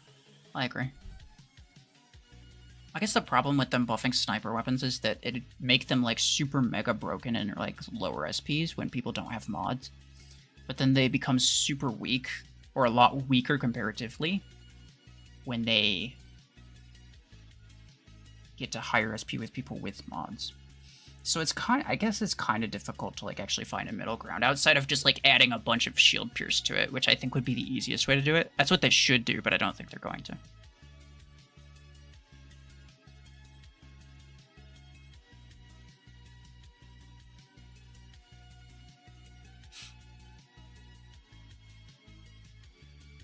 Hot take, make every mech have a weapon counter instead of a mech counter. I think it should be both.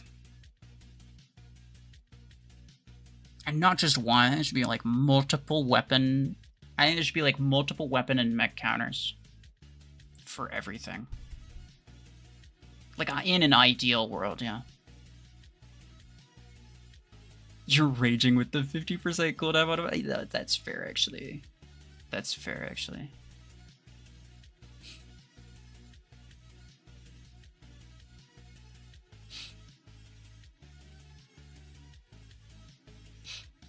You had the chance to get Eclipse, but you bought Surge. Oh yeah, you won't be disappointed with either one. It's just a matter of like, you know, which one would technically do you slightly better. Both of them are absolutely great. You should get both of them, absolutely. Like, I don't think there's no scenario in which I would say you can skip one of them. Absolutely, there's literally no scenario in which I would actually legitimately recommend somebody skip getting Eclipse or Surge. They're absolutely both necessary mechs. So you're not going to be disappointed with either one. Would you say a maxed Lancer with Savant 16 is fun combo? Probably not, because I don't think it'd do that much damage. Like, I don't think it'd be that good. So it'd probably be kind of frustrating to a point where it wouldn't be very fun. I think I tried using that exact thing on my main account, and it kind of did crap. Although, to be fair, that one's like... that was like 4 times the squad power of this one, so...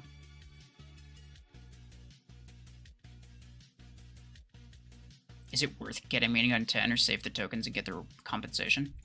You're not 28 coins and 0 credits for 1 token. Why do you think that? Oh, 20,000 credits and 28 coins for 1 token. Why do you say that? Why do you think that that's the case?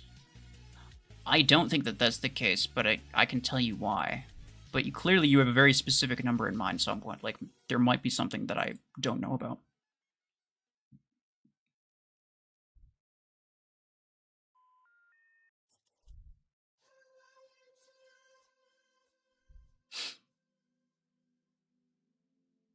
Damage difference on each rank on Dreadnought?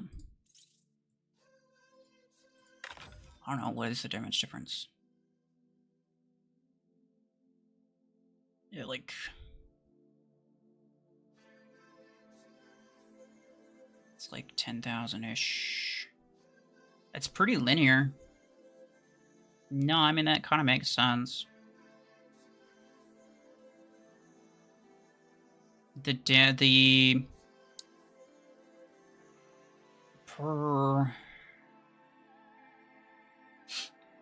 per rank after rank 1 anyway.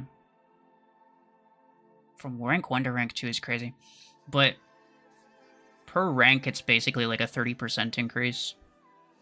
So from rank 2 to rank 3 you add like 20,000, which is, wow, it's like a 50% increase there. But then here you add like another, oh, it's another 50%. I thought it was like 30.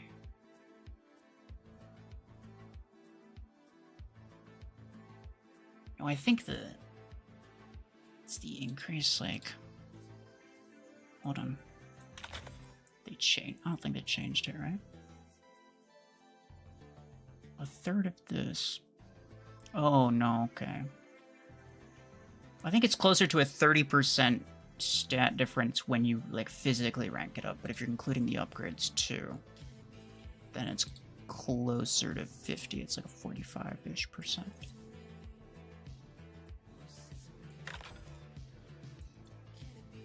But I think it's relatively proportional. No, it's not. No, it just keeps going up by about 10,000 per rank. So it's not proportional. So I guess that's kind of why it seems so strong early on. Because proportional to its HP. Because here it's doing twice, it's doing like half of the HP in the form of damage. Here it's doing more than half of the, well, a little bit less than half the HP. And here it's doing even less, and here it's doing even less, and here it's doing even less. So it's actually like a third of the HP a third of the HP in the form of damage. So like proportionally damage to HP ratio scales down. That might be why it seems so strong at lower ranks. Well, also the fact that enemies don't have mods and they're really squishy.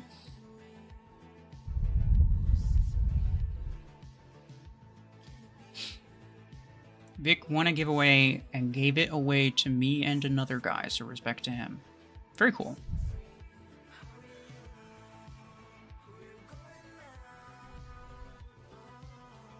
The last time you got compensation for a token was 20,000 credits and 28 coins. Okay.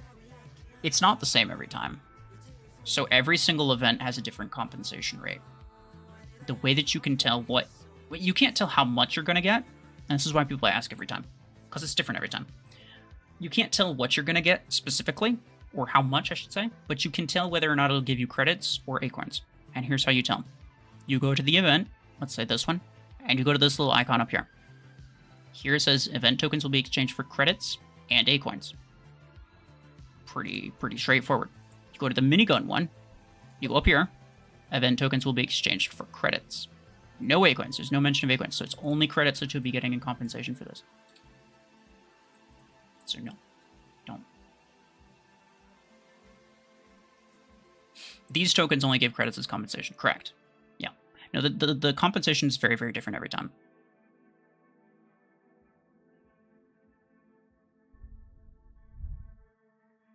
A different game mode with only free-to-play players is a crazy idea.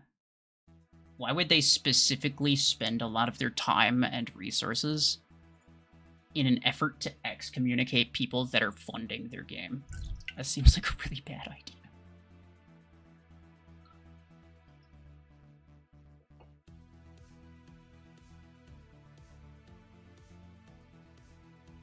You gotta go. Alright, bye-bye. I skipped your question. What was your question? Sorry. I have to go too pretty soon. Well, let's hear what his question is. Legendary pilots or upgrade weapons?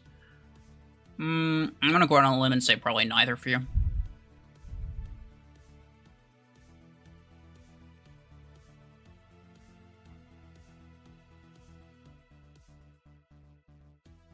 It's better to get the tokens and the weapon instead. Yeah.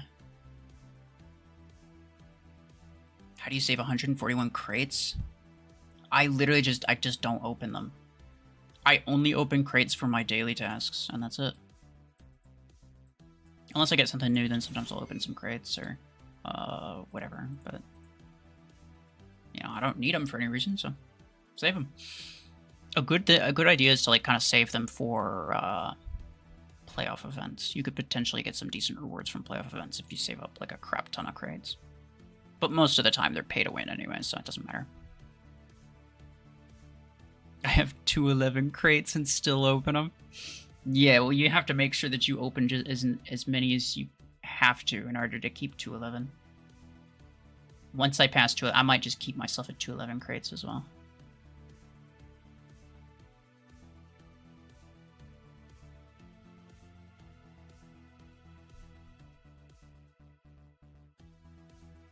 I used 600,000 credits for the legendary Seeker skin and still don't have it.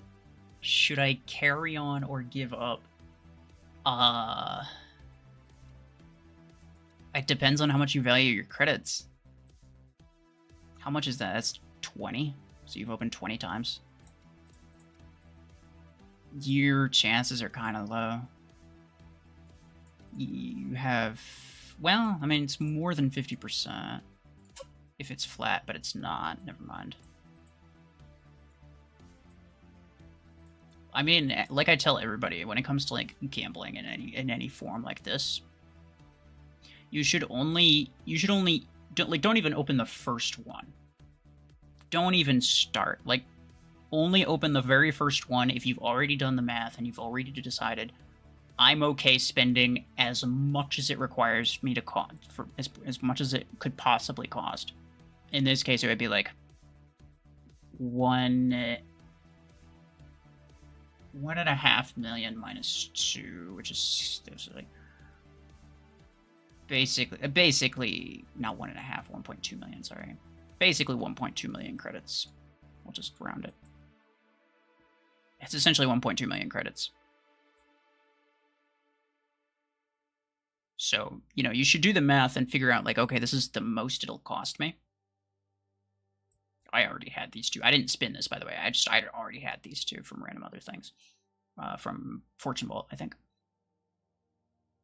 So you should do that math first, and then before you even spin the first one, you should be like, okay, yeah, I'm okay with this. And if you're not okay with it, then don't even spin it. That's what I would say. You still don't have Revoker or Starmac. Okay, absolutely stop spinning. You shouldn't have spun at all. Are Battle Passes worth it? It's like one of the most worthwhile things in the game, yeah. $10, you'll get 1,000 A-coins, I think. 400 there. 600 there, yeah. So you get 1,000 A-coins, which is, you know, decent, but then you'll also get a bunch of other stuff. Bunch of fortune keys, bunch of credits. You'll get a lot of credits from here. You'll get a total of like almost 1 million credits throughout the entire thing. And then that on top of 1,000 credits, bunch of blueprints. It's worth it, yeah. It's one of the most cost-effective things to buy. Why is the 211 number so special? Oh no. He doesn't know, guys. That's sad. Old Mech Arena content creator. The OG content creator. He was the very first one. He's just like really chill dude. Everybody loves him.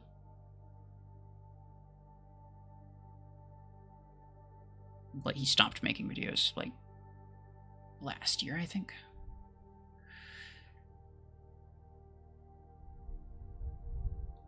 You can choose a prize now. They should have added that a long time ago. Yeah. I mean, the prize is still not good. Let's be honest about this, though. I'm still not stoked about this because the prizes that they give you are a mech-specific implant that's... Like, this isn't worth... You could just get a generic cooldown implant and you do better. Because this is only usable... This is only usable on Dreadnought, and it gives you the same amount as any generic cooldown implant would, so that's not really worth it. This is the worst surge implant that exists, so that's also not worth it.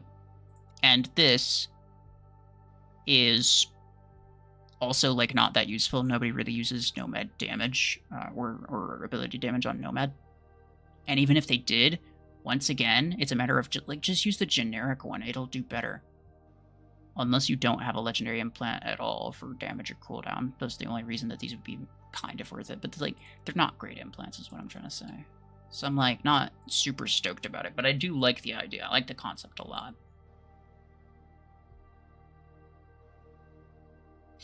Okay, yeah.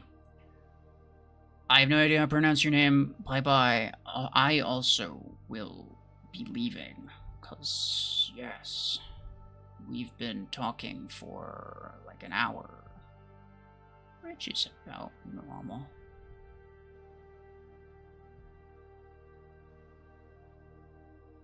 Get Chungus instead? I'm tempted to get Chungus. I don't know. The more I think about it, if I get Minigun 10, I think there's a very real chance I get Chungus. And maybe I progress or get a bit further in the account. I don't know. Because, like, the moment even if I take the surgery clips, like, if I get them, even if I take them out of my hangar for the sake of a video or something, it's kind of tanking, first off. But, like, if I even so much as rank up any of my epic mechs one time, it's already kind of, like, not... It's kind of, like, not a good thing to do for the sake of the video, you know? Like, it's not accurate to what most people are going to be looking like. And that's why... I started upgrading my Aegis, but I stopped because it's not really cost-effective, first off. And second off, I decided I don't really want to progress. And so everything that I have is level 1, and it's just going to stay that way for a really long time. I'm kind of also a little hesitant to rank up, like, Stormrack 10, because even though it's a thing that you should do, it's like, what do you do if you don't have it, right?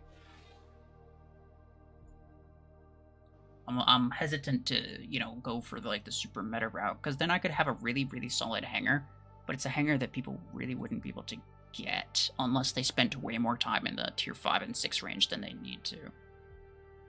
So again, it's like, yeah, I don't know. Talking for 3 hours, you did not get tired.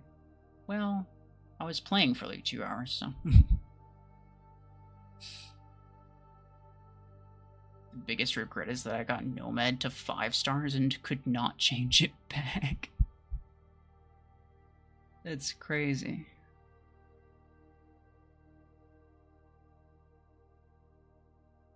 Alright. You're gonna rename yourself just so I can pronounce it? That's crazy, bro. I mean, you don't have to, but I won't even attempt to pronounce that name, so there's that to be said. Anyway. Appreciate everybody for stopping by. I also appreciate anybody who came back after that, like, 50-minute break that I had. That was very unfortunate. Like, right at the beginning, I had to go do something. So, I'm sorry about that. But, yeah. I mean, only other thing I'll say is, like, yes, I said this earlier, but I will probably be doing more free-to-play streams, or just free-to-play videos anyway, because of this event thing that's going on, so... You know, you can expect more of that in the near future. But otherwise, yeah, no, we chilling. We chilling. Nothing crazy happening. Definitely get the Minigun 10 if you can. Like, don't skip any of the events. Try to get all the tokens and try to get Minigun 10. It's really, really good to get. So I'll end the stream on that. But yeah, appreciate y'all for stopping by. Take care.